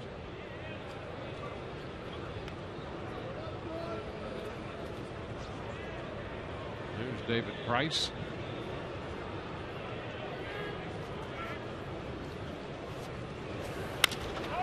Down to first.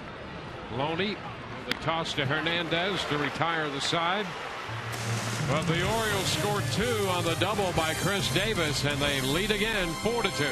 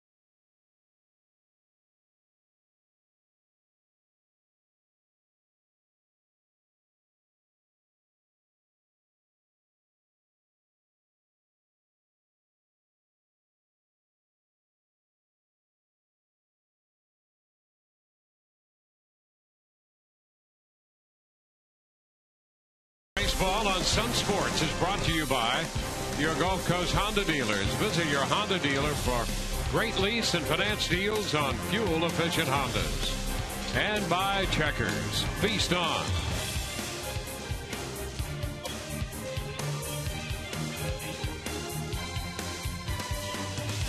Go to the bottom of the 6th inning. A little bit of an uphill battle for the Rays here now. They're down again by 2, 4-2.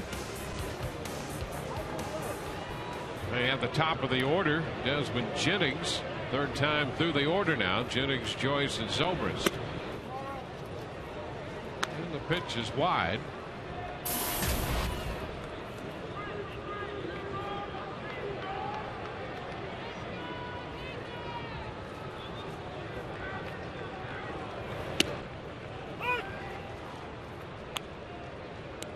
One and one.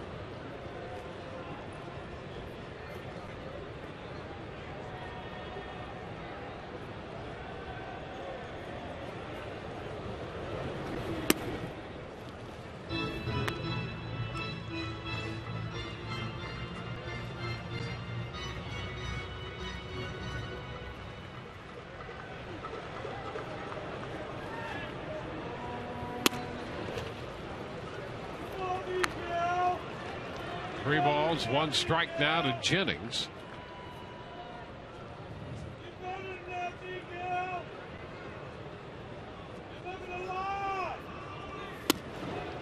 Jennings, a big cut there up in the count.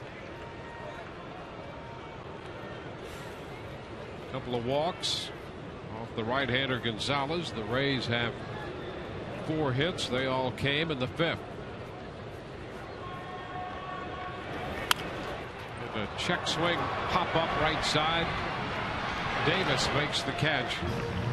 That's one away here in the bottom of the 6th inning. We haven't heard from Todd in a while. Todd, take it away. Thanks, Dwayne. Coming up on Saturday, David Price will receive his 2012 Cy Young Award, and also fans, the first 20,000, receive this David Price figurine courtesy of the Tampa Bay Times.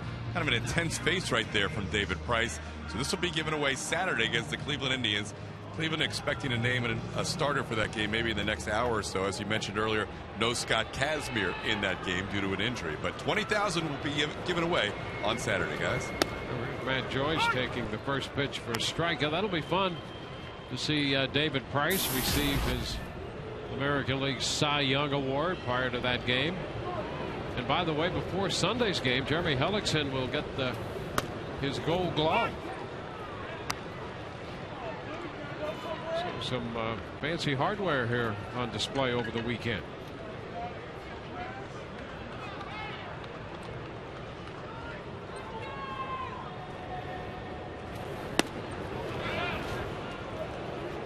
One ball, 2 strikes.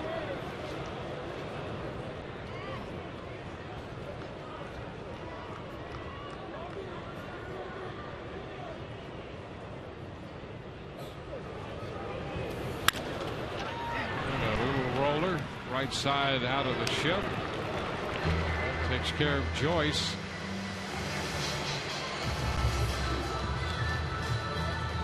So Roberts took care of that. 2 up and 2 down.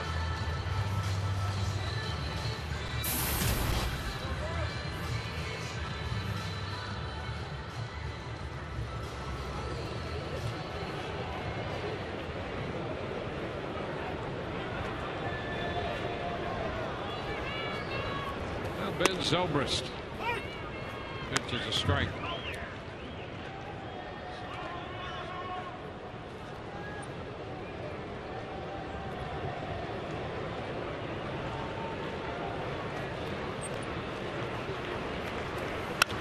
Ball went down the right field line, but foul.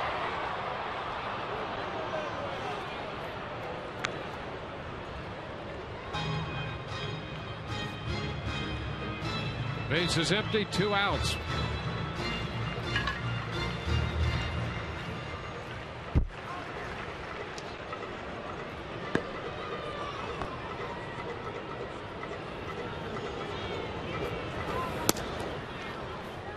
It's wide.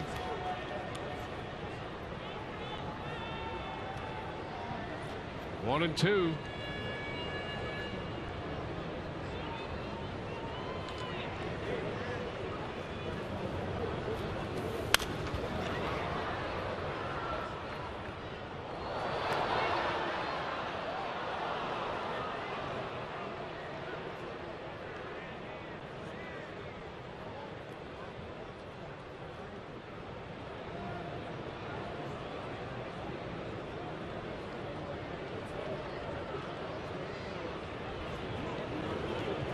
One-two pitch again, and the bat goes one way, a swing and a miss.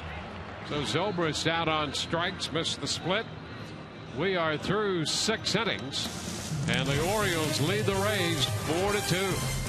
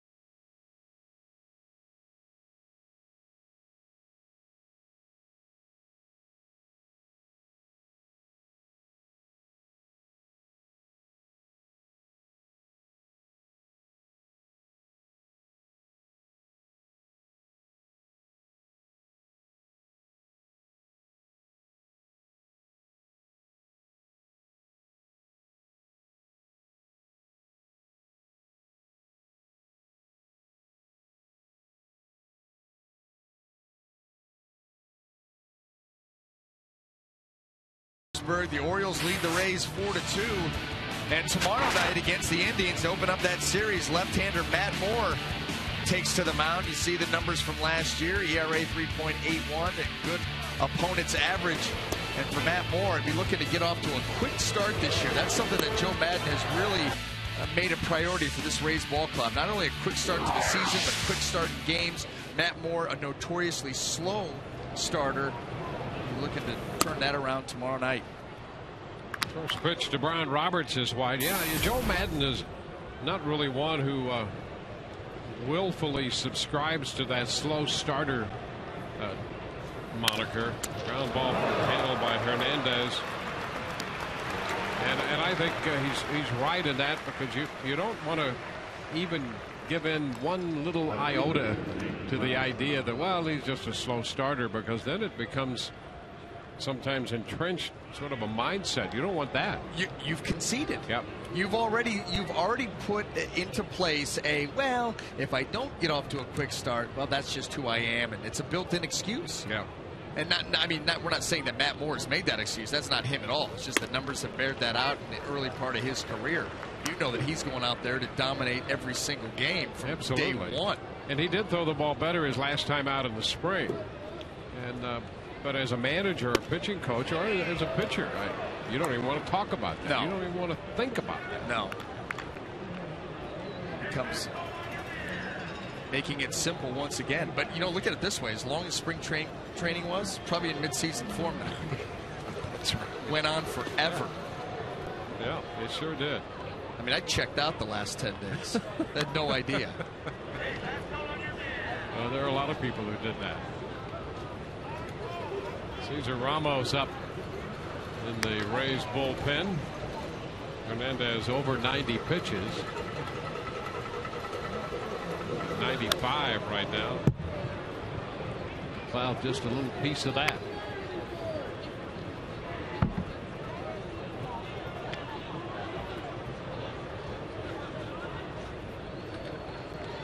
Well, here's the thing that you don't want to forget about Matt Moore. He had a stretch last year when he went 9-2 with a 279 earned run average over a little more than a dozen starts. I think 14 starts. And that gives you an idea just how dominant he can be. In fact, he and Price were matching each other start for start during that stretch. Well, as the command of his fastball goes, so goes Matt Moore. That's just the bottom line. When he commands that pitch, everything else feeds off of it. Change up the curveball, and he can go through stretches like that where he just absolutely dominates.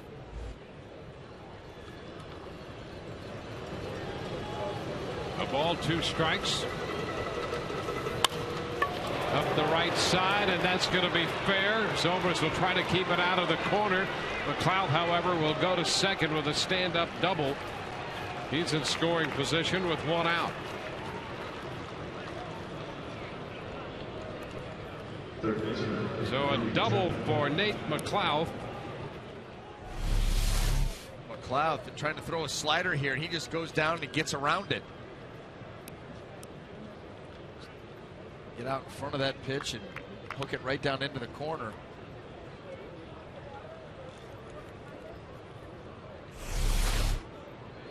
Well, this could be a very big potential run right here, because despite what we've seen these 2 clubs do and come back against 2 tough bullpens, sooner or later all that bullpen stuff's going to start to be the way it really is. Excellent for both these clubs.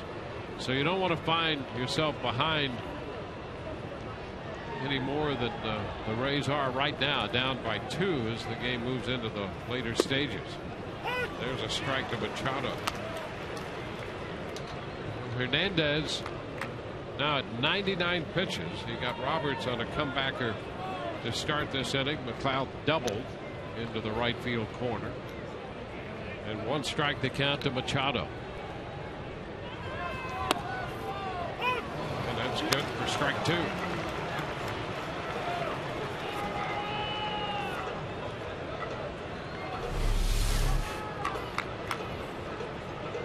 Getting that pitch down now.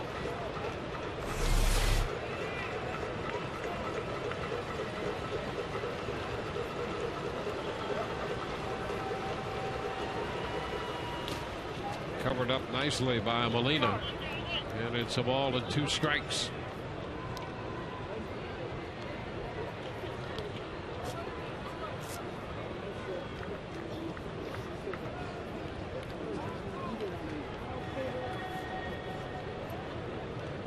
And the Chris Davis show for the Baltimore Orioles offensively.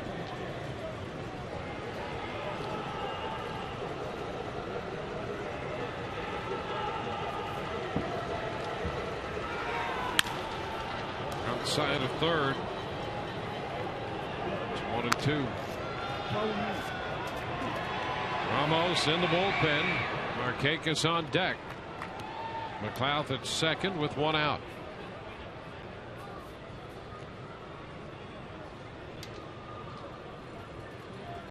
Ramos ready to go.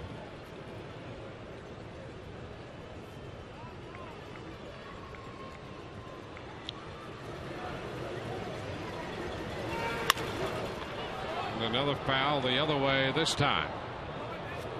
Well, this is just a reminder that as you enjoy a cold one, you look forward to Miller time later. This afternoon's game brought to you by Miller Lite.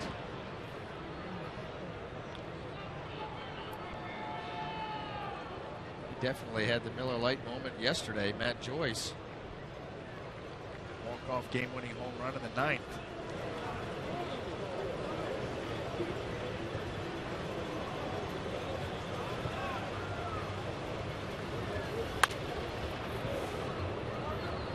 Machado stays alive up there.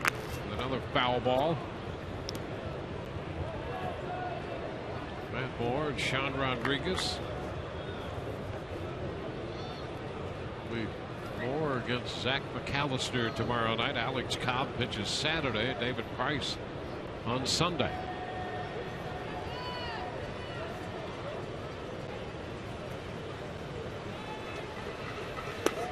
Cut to miss. Machado goes out on strikes out in front. 7 strikeouts for Roberto Hernandez, who's over 100 pitches. And Joe Madden pops out of the dugout. Nick Markakis and his left-handed bat due up. And that's going to be it. A call to the bullpen brought to you by Metro PCS.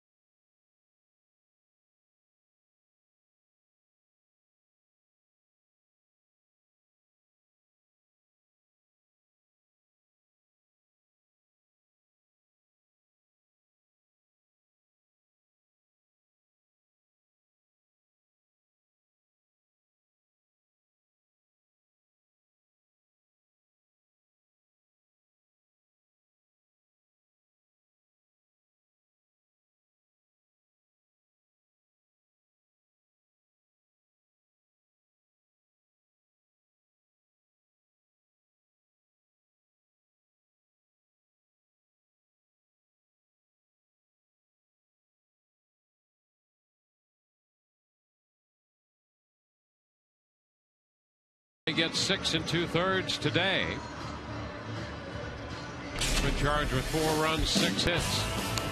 Roberto Hernandez getting into the 7th inning, but victimized by one of the hottest hitters, maybe the hottest hitter in baseball right now in the early going, Chris Davis, who's hit everything. After that home run, he went to work, slider there, gets Matt Wieters, that comeback sinker from Moore, keeping the ball down, getting some ground balls. A nice job of getting into the 7th inning, but finds himself on the wrong end of a 4-2 score right now.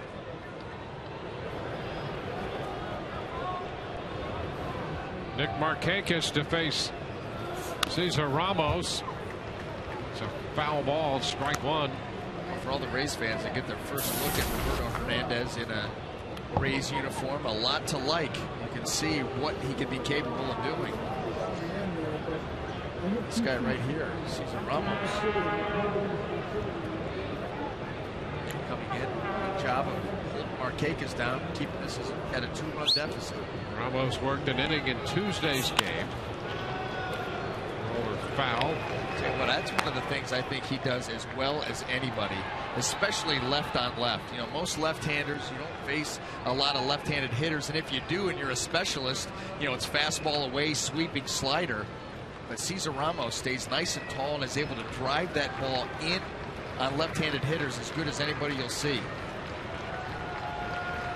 But he's got enough stuff in terms of variety to start.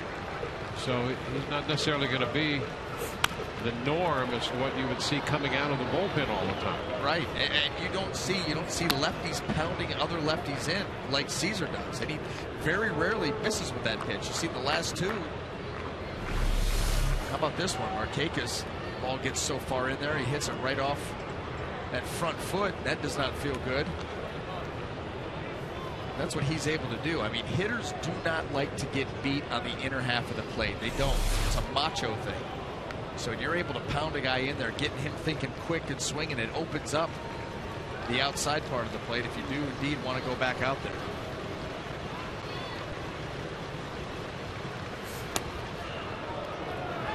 A ball, 2 strikes. Now you got to recalibrate.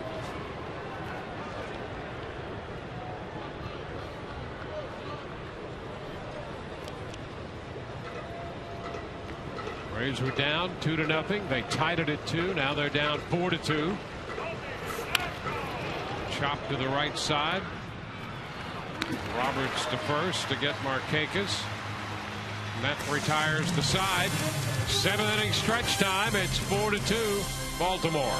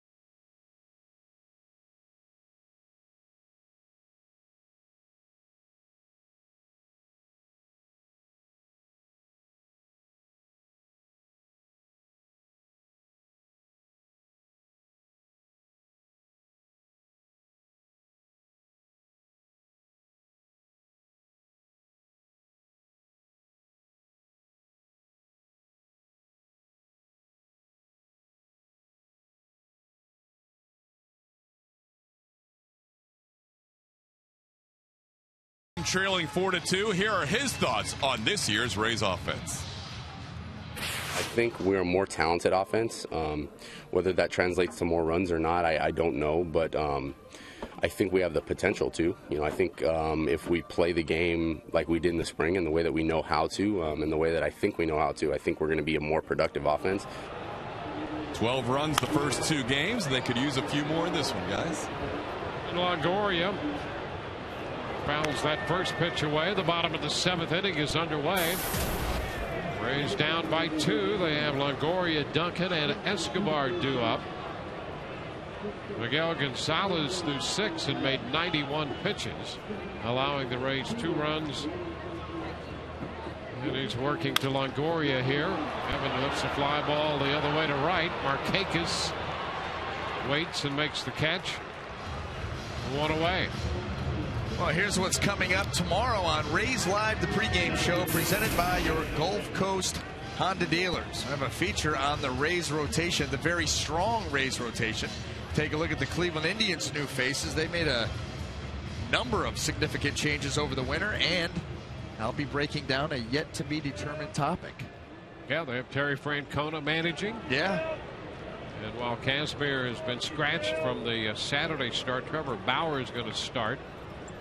That would have been fun to watch him in his comeback attempt. There's a shot hit hard and past the diving Machado into left. Duncan is aboard.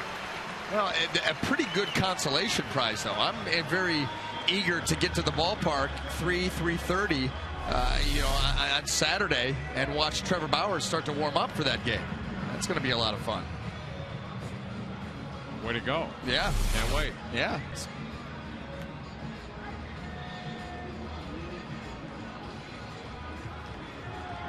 Well, a pitching change coming for the Baltimore Orioles. Buck Showalter out. A Metro PCS call to the bullpen.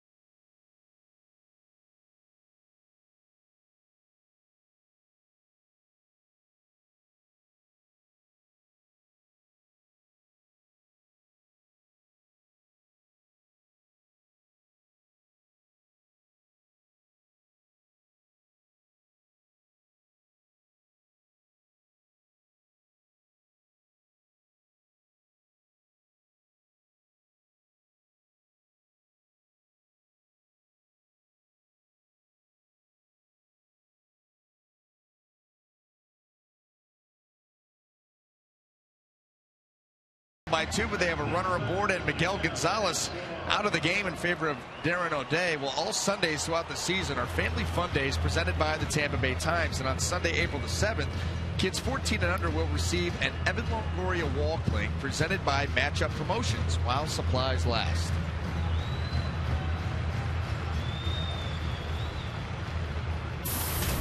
Darren O'Day, the new pitcher. Rays have a runner at first, 1 out, and Escobar is the hitter.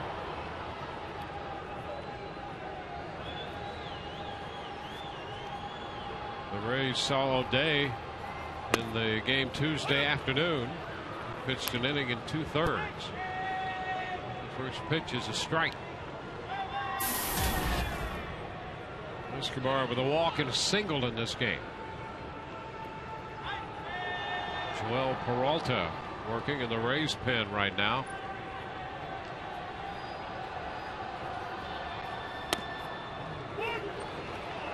Two. O'Day able to create that deceptive arm angle, especially to right-handed hitters. Likes to sweep the breaking ball, sinker slider.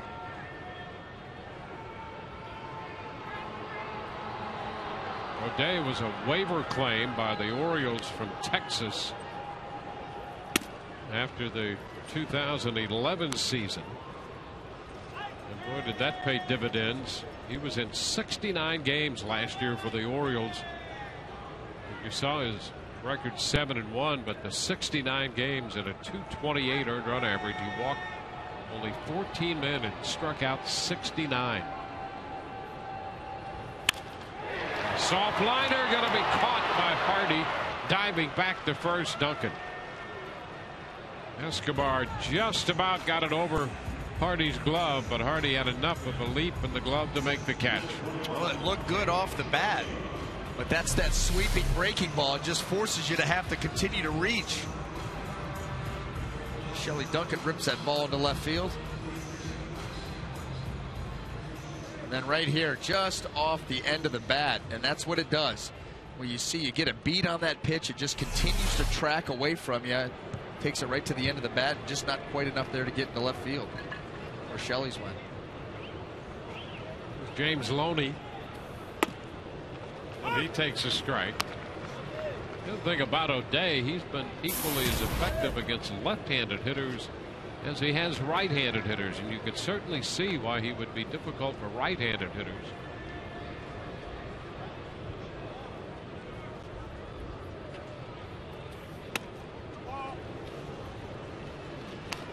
One and one to count. O'Day originally in the Angels organization. In fact, he was signed by Casey Kochman's father, Tom, and pitched in the Angels system and actually got some major league time with the Angels. 2-1 now. And briefly with the Mets, and then over in Texas, he was a pretty good part of the Texas bullpen for a while. And last year, very busy with the Orioles in Baltimore.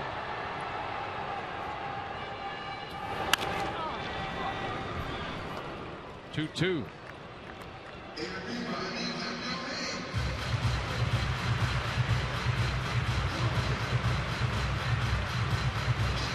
On his glove, strategy paid off.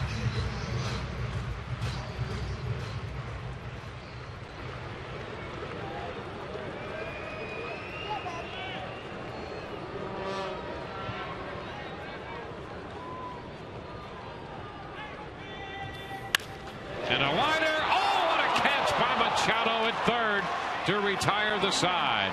Loney made a bid to shoot one into left, and Machado made the grab to retire the Rays here in the bottom of the 7th.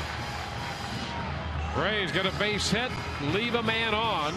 Loney robbed by the great defense by the young third baseman, Manny Machado.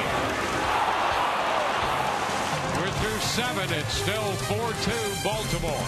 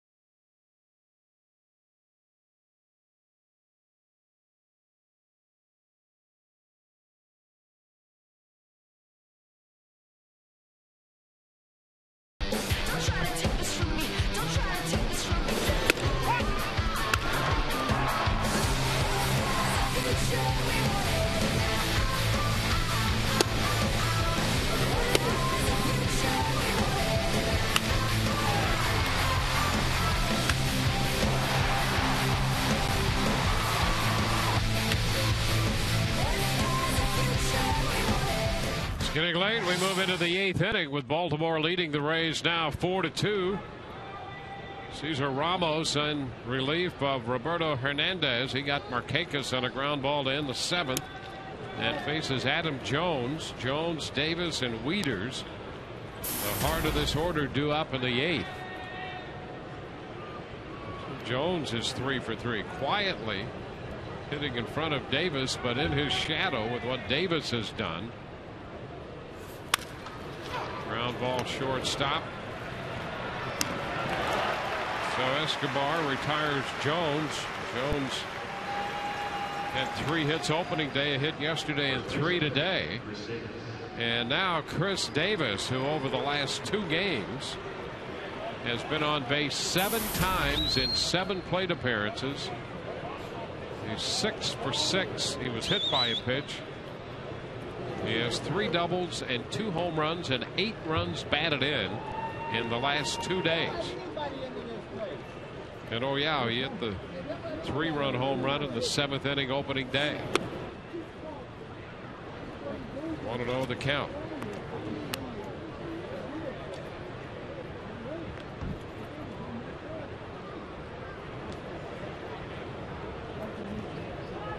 Accounted for all 4 Baltimore runs in this game. 2-run homer in the 2nd and a 2-run double in the 6th.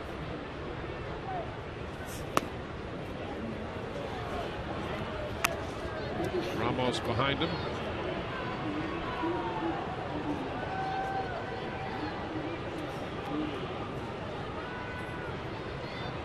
Shift on.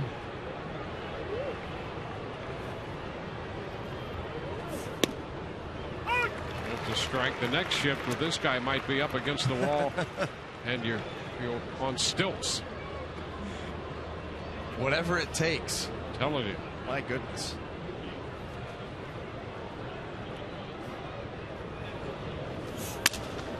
In on him, and he breaks that bat. Now let's take a look at Chris Davis, the damage he's caused, and the plate coverage. This ball up and in, trying to go up, down and away, but this ball stays up and in. And Davis, that was a big home run off of Jake McGee, and then Jeremy Hellickson. This ball off the plate away. Look at the coverage with power the other way. He goes out and gets this one a little bit out in front of this. One hand's going to come off the bat, but that just shows you how strong this guy is. And then right here, that's a tremendous sinker. Down and away, but again, stays right on it, seeing the ball extremely well at the plate so far here, the first 3 games of the season. Well, maybe the key was what they did on the prior pitch, and that's break that bat. Get rid of that bat. It's broken and out of circulation now. It's over, Johnny.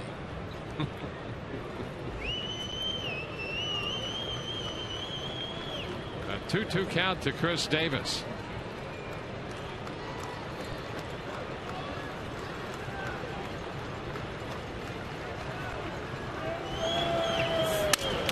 He breaks his bat again, and Ramos gets him out. How about that?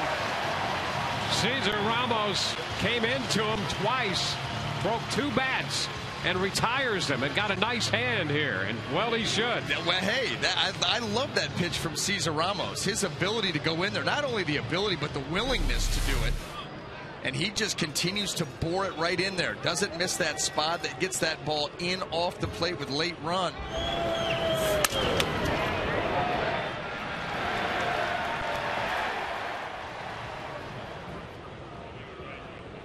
Well, he's done enough damage that he can smile being jammed like that, losing 2 bats in a single at bat. Yeah, he's got a little capital to burn right there. So 2 outs. Nice job by Cesar Ramos. Well, that really illustrates the point you were making on Ramos last inning when he came into this game. That's a perfect example. He couldn't have been better to make that point. Here's Wieters dropping a base hit the other way. 2-out single for Matt Wieters.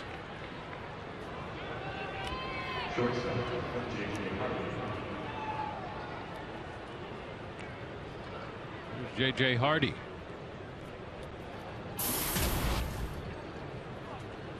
Hardy 0 for 3 today.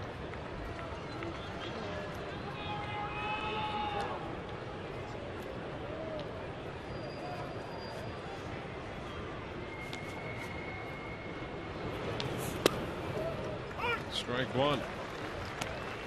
Hardy, one of 3 Gold Glove winners on this Baltimore club from a year ago. Talk about what that bullpen's done. That defense has helped him as well, with Wieters and Jones and Hardy all winning Gold Gloves. And all right up the middle. That's where you want to be strong defensively. And a long one to left.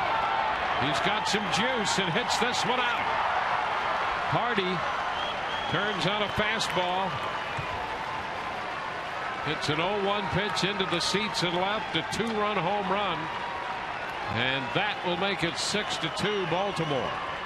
I'll tell you the other things I think that the Rays and we have learned in watching the Orioles so far here in the first 3 games is you had better close them out. How many 2-out runs has this team put together so far in this 3-game series?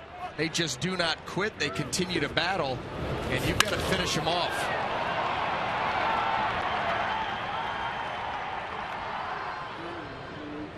Well, Hardy notes his first home run of the year.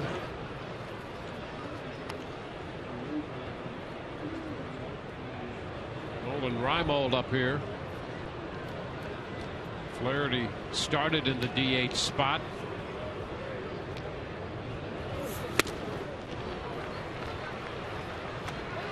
One and one.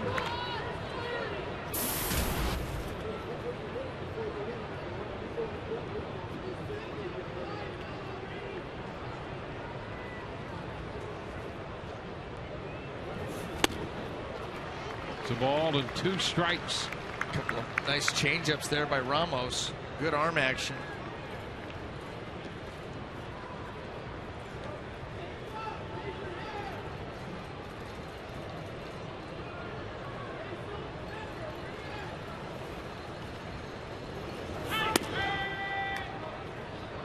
Two and two.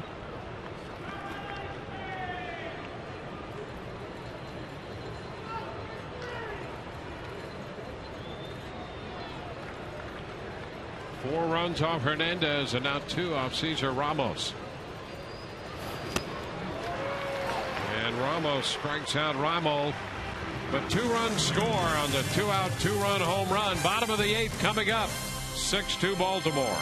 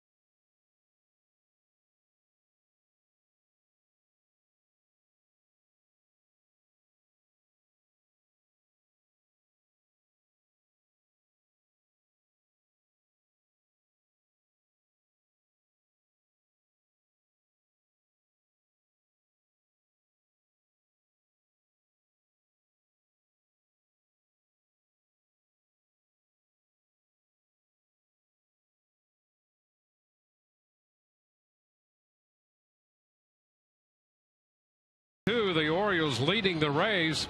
Reminder coming up on Rays Live, the postgame presented by Checkers. VA will break down the swing of Chris Davis. We'll hear from Joe Madden at his post-game press conference and clubhouse interviews from Kelly Nash. The Rays with 2 shots left. They're down 6-2 going into the bottom of the 8th inning. Sam Fold has just been announced to pinch hit for Molina, and with that announcement, Buck Showalter comes out of the dugout, and he's going to make a pitching change. Darren O'Day got 2 outs in the 7th, and a Metro PCS call to the bullpen.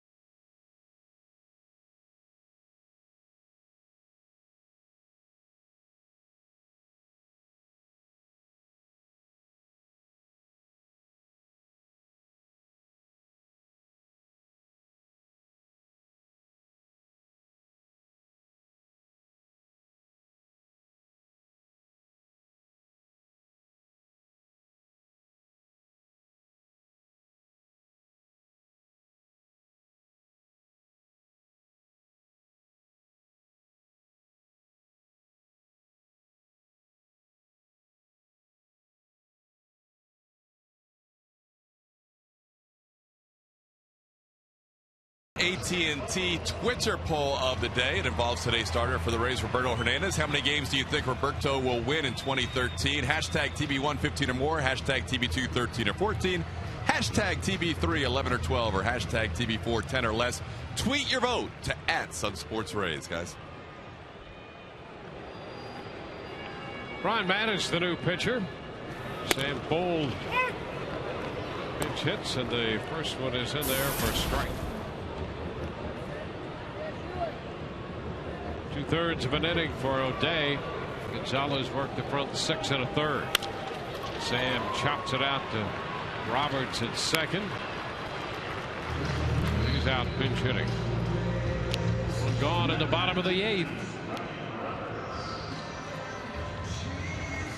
And Ryan Roberts, who's looking for his first hit of the day, up here to hit against Mattis.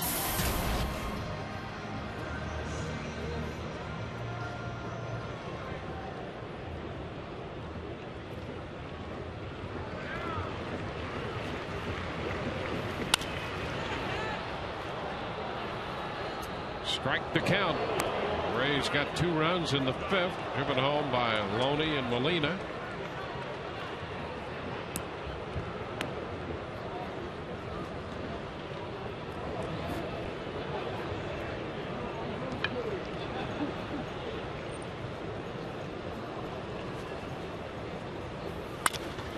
Down to short. Hardy throws a strike to first. 2 gone. Hey, Rays fans, this season we're bringing back our Rays Fan Express bus. It's a VIP bus for 50 people that picks you up and takes you right to Tropicana Field for a game. Find out how you and your friends can reserve this bus by contacting Rays Group Sales or visiting RaysBaseball.com. It's a nifty little bus that Pete, right? It'd be great to have, wouldn't it? Let's tour. Mm-hmm. Let's tour. Oh. Roadies. Yes, absolutely. It'd be too much fun. Hotel rooms. 1 strike the count on Desmond Jennings. Look at our whole production crew. Yeah, roadies. Yeah, popped it up. Right side, Davis It's a fair ball, and he makes the catch. It's a 1-2-3 inning. We're headed into the ninth. It's 6-2 Baltimore.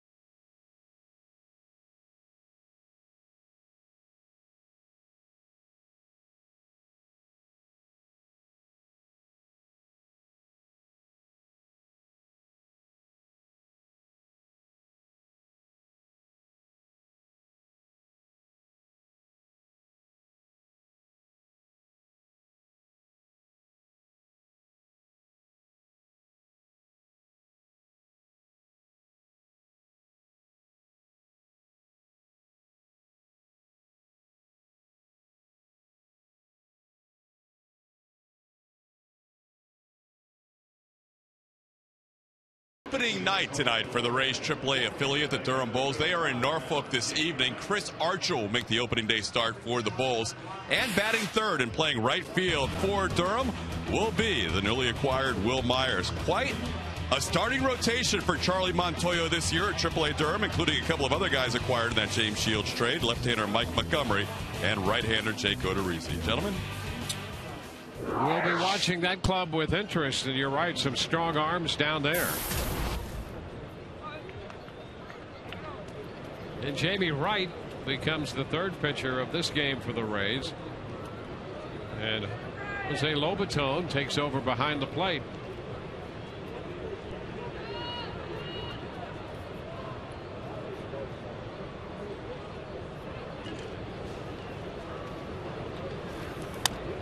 First pitch from Wright comes in too high.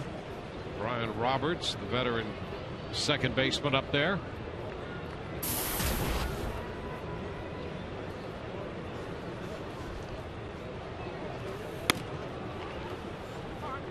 Two and 0.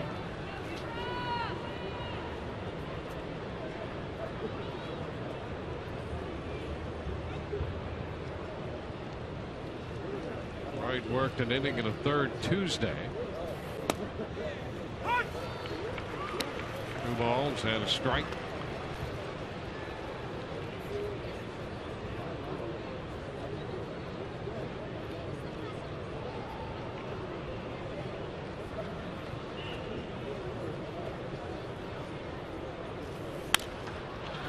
Hopper back of third. Longoria and Joyce converging, and it's going to fall out of the reach of Matt Joyce.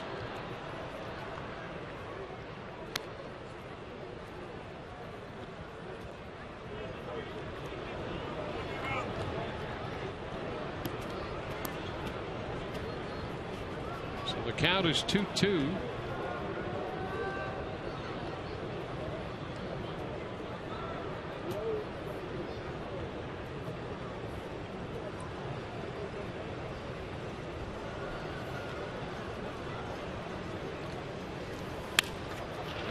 Into left, going to fall for a base hit. One hop. Joyce with the pickup. Roberts is aboard.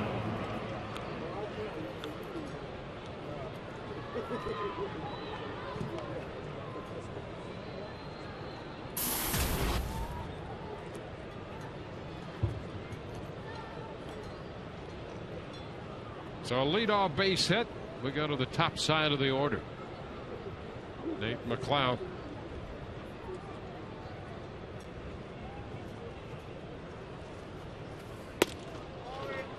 Inside. McLeod with a two-base hit in the seventh.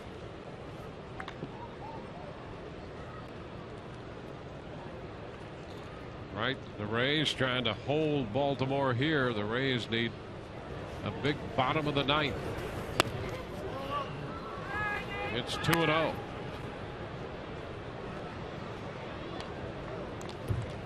The Rays went 8-10 against the Orioles last year.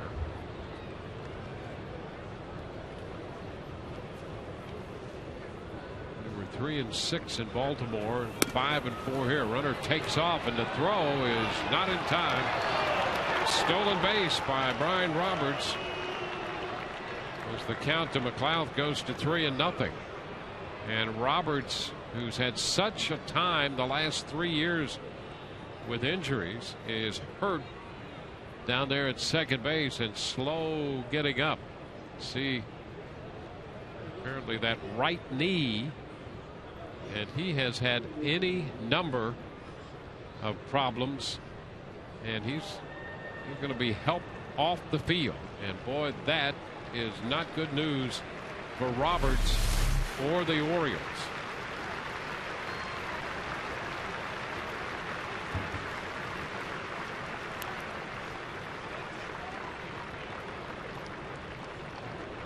Roberts had hip surgery last August, and then he had concussion issues, and it appeared to be a knee this time.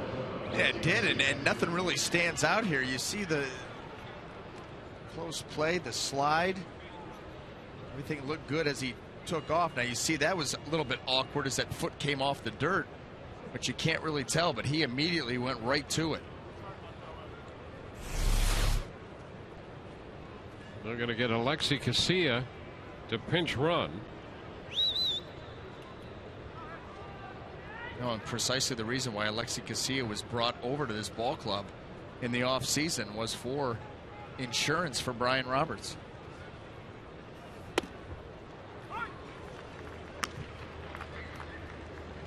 Three and one.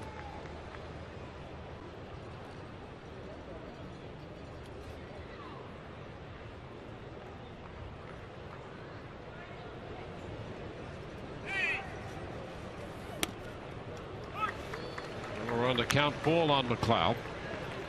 Garcia had bluffed to start off second base.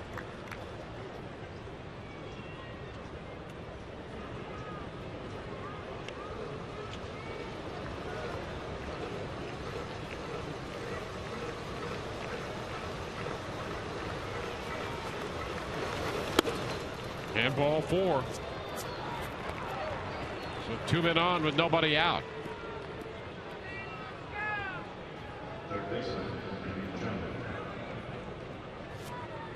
Manny Machado is going to be the hitter.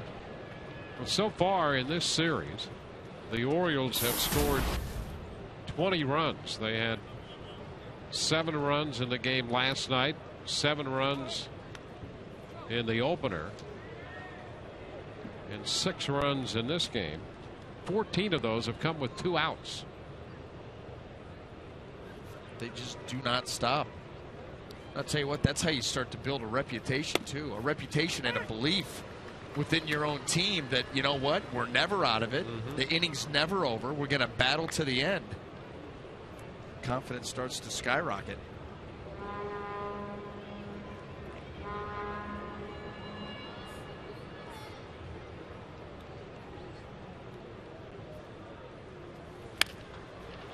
And a liner, backhanded catch by Escobar, flips to second. No chance for the double play. Machado is the first out.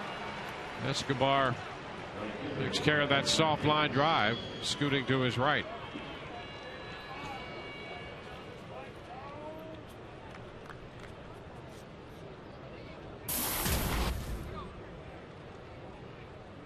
Nick Markakis walked with 1 out in the 6th inning.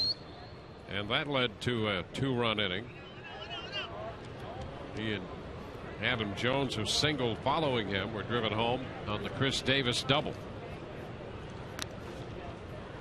Runners take off on a double steal, throw to third, and it is not in time. A little bobble by Longoria, and Casilla's in safely with a steal. Boy, and I think if that ball stays firmly entrenched in Evans' glove, they're going to get the out call down there at third base by Bob Davidson. See right here. Here they go. Quick throw.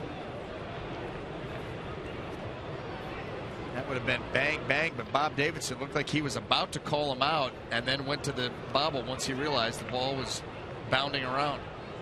The Orioles pull off the double steal. Infield comes in. Pitch is inside. 1-1.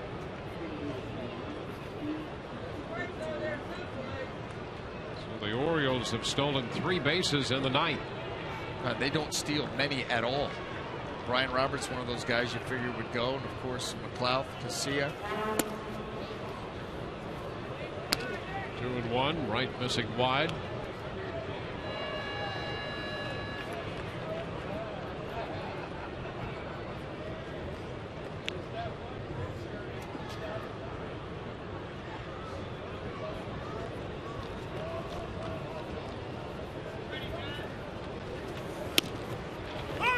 Catches the outside part, breaking in. 2-2. That was a nice pitch there by Jamie Wright. Down in the count, 2-1. A guy that can handle the stick with the infield pulled in. He's able to backdoor that curveball to get back to 2-2.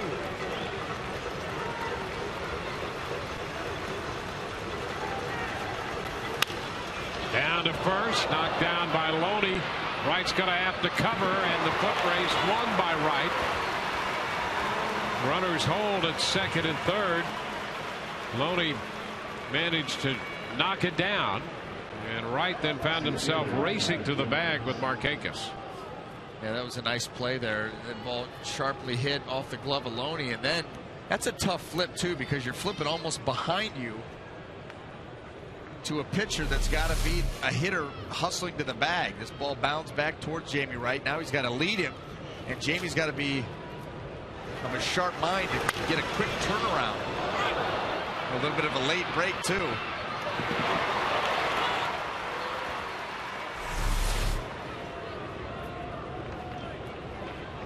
Two outs with runners at second and third, and now Adam Jones. He misses the breaking ball.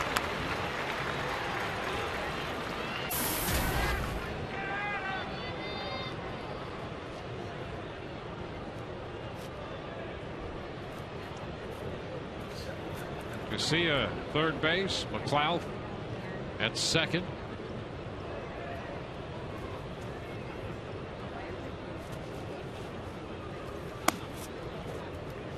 Right, trying to pitch out of this spot. The Rays in the bottom of the ninth. And Joyce, Zobrist, and Longoria due to hit.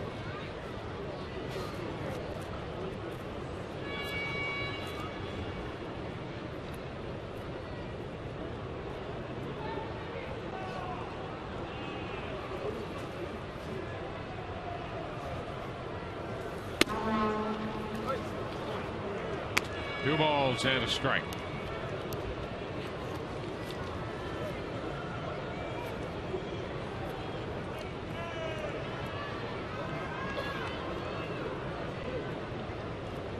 You don't really want to face this guy again. Chris Davis on deck. Foul ball. That evens the count at 2-2.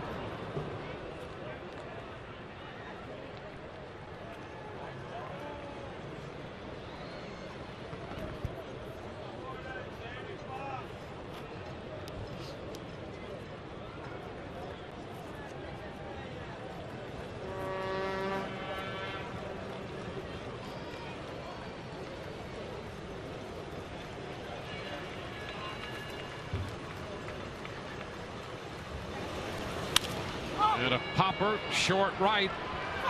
Zobrist with time makes the catch. That'll do it. Jamie Wright pitches out of the spot, leaving 2. Rays need 4 to keep it going.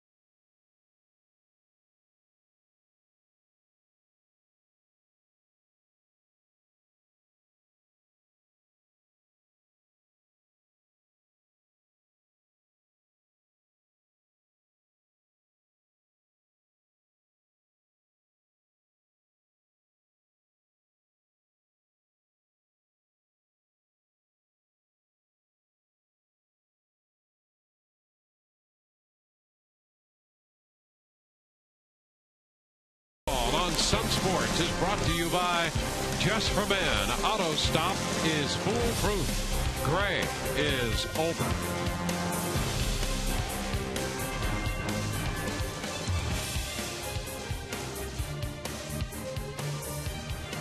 It's been a battle for the Rays here in this game. They're down 6-2 now as we go to the bottom of the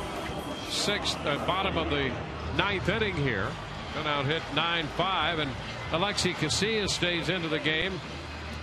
Stays in there to play second after pinch running the Roberts injury. Sean Rodriguez will come off the bench to pinch hit for Matt Joyce. Mattis, the left-hander, on the mound. The first pitch into Sean is a strike. Zobrist next, and then Longoria.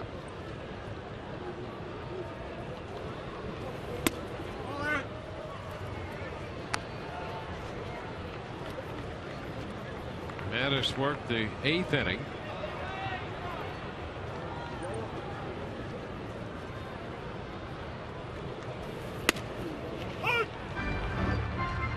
He's ahead of Sean Rodriguez. Brian Mattis has done a nice job coming out of the bullpen for Buck Showalter's club. The season wound to a close last year. He was really throwing the ball well. Yeah, he was 6-10 overall with a .487, but in 18 games out of the bullpen, his earned run average was .135.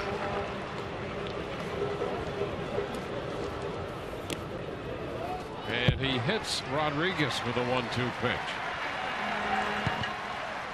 Well, that would be the way to start a comeback inning. A late break takes it right off. Looked like the knee, Sean Rodriguez, and it was right off the kneecap.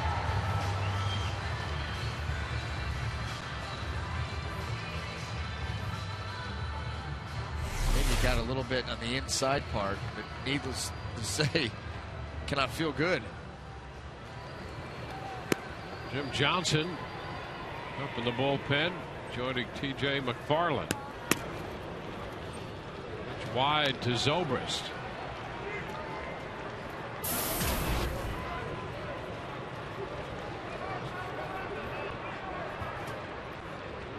And looking for his first hit of the game. Lines it down the left field side, out of play.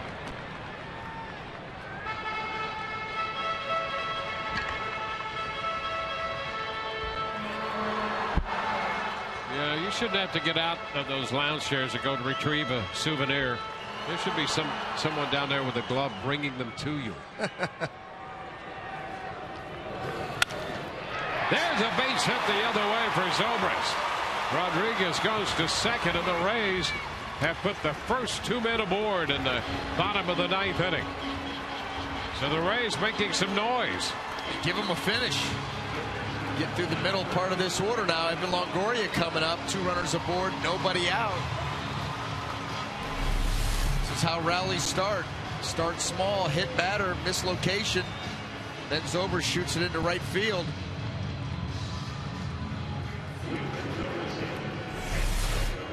Buck Showalter pops out of the dugout with Longoria announced. And he's going to go to the bullpen. So he gets an inning plus 2 hitters out of Mattis. And a call to the bullpen here. Back in a moment.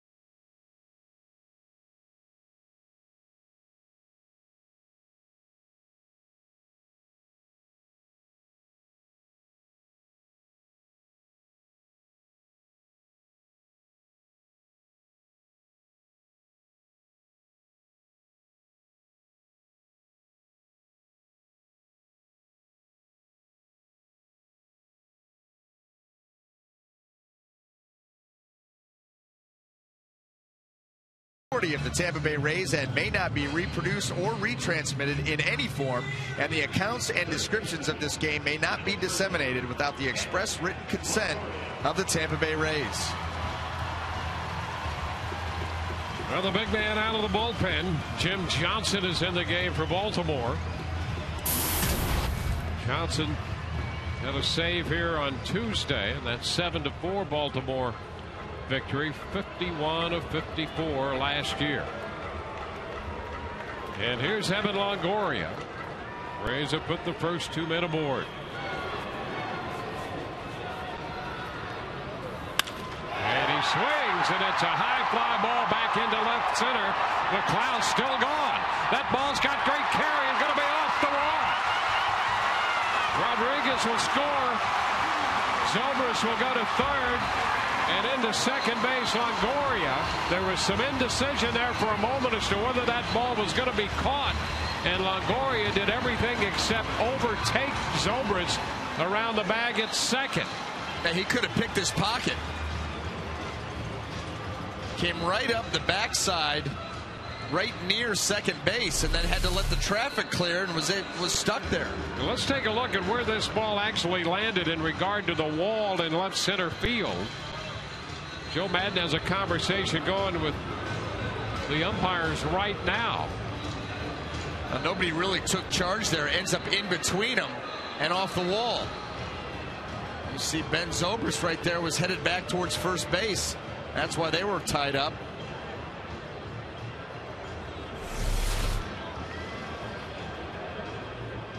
So Joe's out there. He wanted to get some help, I think, from the umpires there on the call. And now, wait a minute. Did they call him out? Unless they said he passed Ben Zobrist. Oh, well, that's going to be an issue. As he came back towards first base, Ben was retreating to think about tagging, and Evan came sweeping around first base, and maybe they crossed paths. Well, they came close. Yeah, they did. I saw them out of the corner of my eye. Frankly, didn't think it happened, but I was watching the other runners, and I saw that little mix-up there. It was pretty close, and it didn't occur to me that they were going to call him out, but Madden obviously feels the same way. Yeah. Let's take a look. You see Ben floating back towards first. Evan with the wide turn. Boy, that's tough. That is a tough call. It looks like they're. Now you can't really tell definitively from that angle. Yeah, that's tough. From our angle here, it didn't appear that he overtook him, and that's I think the only look we're going to get. Boy, that hurts. It just never occurred to me that they would call him out. I know it was close, but I never thought that he overtook him. How about that?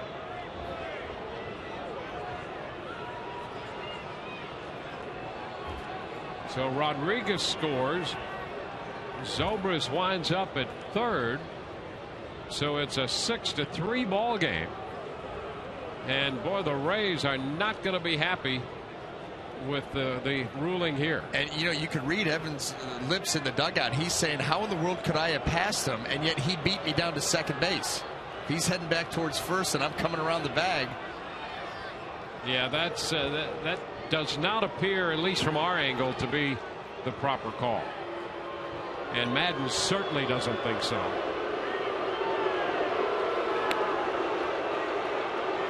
Wow. That's, to make a call like that, you've got to be absolutely sure. And Madden probably tries to make that point as well. Wow. That is tough. So Longoria, they're going to rule that he passed Zobrist. You don't see it here, and you don't see it right there. You just those don't two see umpires it. are not looking at it.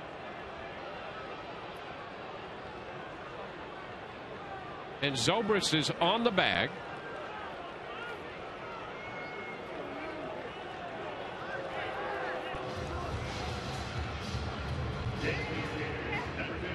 this is an ISO on Longoria. You never see him as he's ISO'd. You never even see Zobrist in the shot. Oh, man. So that's an ISO on Longoria, and it's, you know, it's a tight shot of him. But so the Rays lose a base runner and an out. And here's Duncan fouling off that pitch, strike one.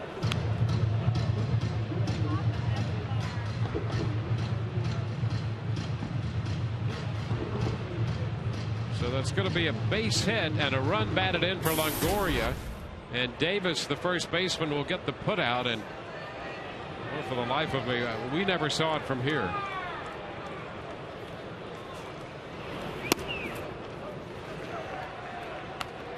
One and one.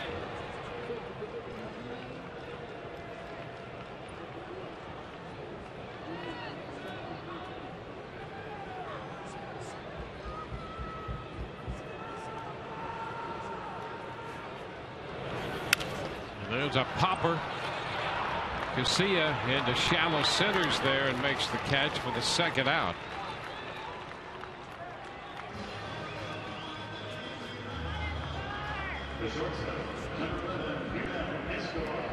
So it's 6-3, 2 outs now with Zobrist at third, and Yunel Escobar's the final hope for the Rays here in the bottom of the ninth inning.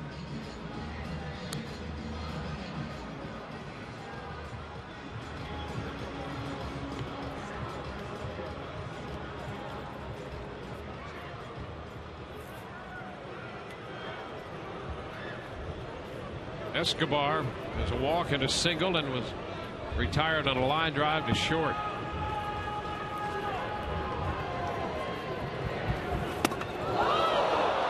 But in 1-0 as Escobar took a seat up there. I think Yunel was looking dead red because this was just a hanging breaking ball, but he saw that thing coming inside and wanted no part of it.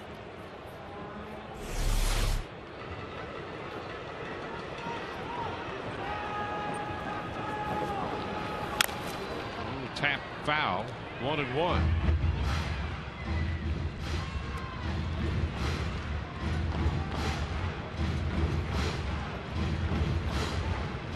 You know, there was never any demonstrative call by the umpires on that either.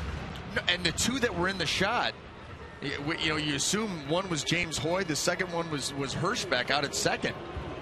And we're not watching. It was a brief look by Hoy, but no definitive call. It must have been called after the fact.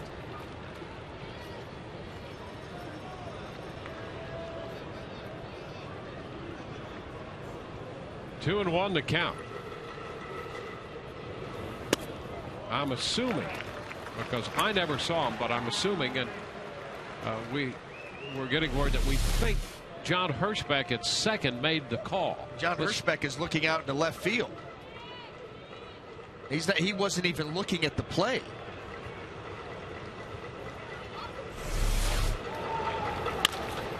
The chopper foul. So the count is full on Escobar.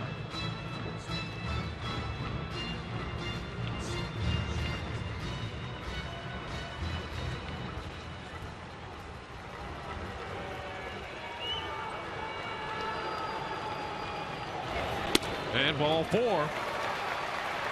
So Escobar draws the walk. We'll put men at first and third. The Rays will get the potential tying run to the plate now. Well, let's take a look. As Evan rounds first base, right here is umpire John Hirschbeck. And as you can see clear, his head is looking out towards where the ball's going. Here's James Hoy as he's looking after the ball. Now there's a brief look by Hoy back, but no call made. No call made. Continues to follow the ball, and Hirschbeck never turned around. And as you can see right there, as you continue the replay, it certainly doesn't appear that Longoria passed Zobrist.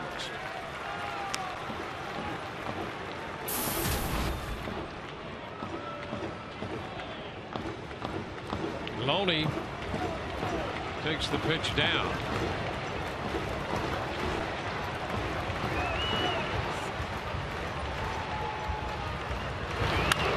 And the pitch popped up left side. Machado waits for it and makes the catch, and this game is over.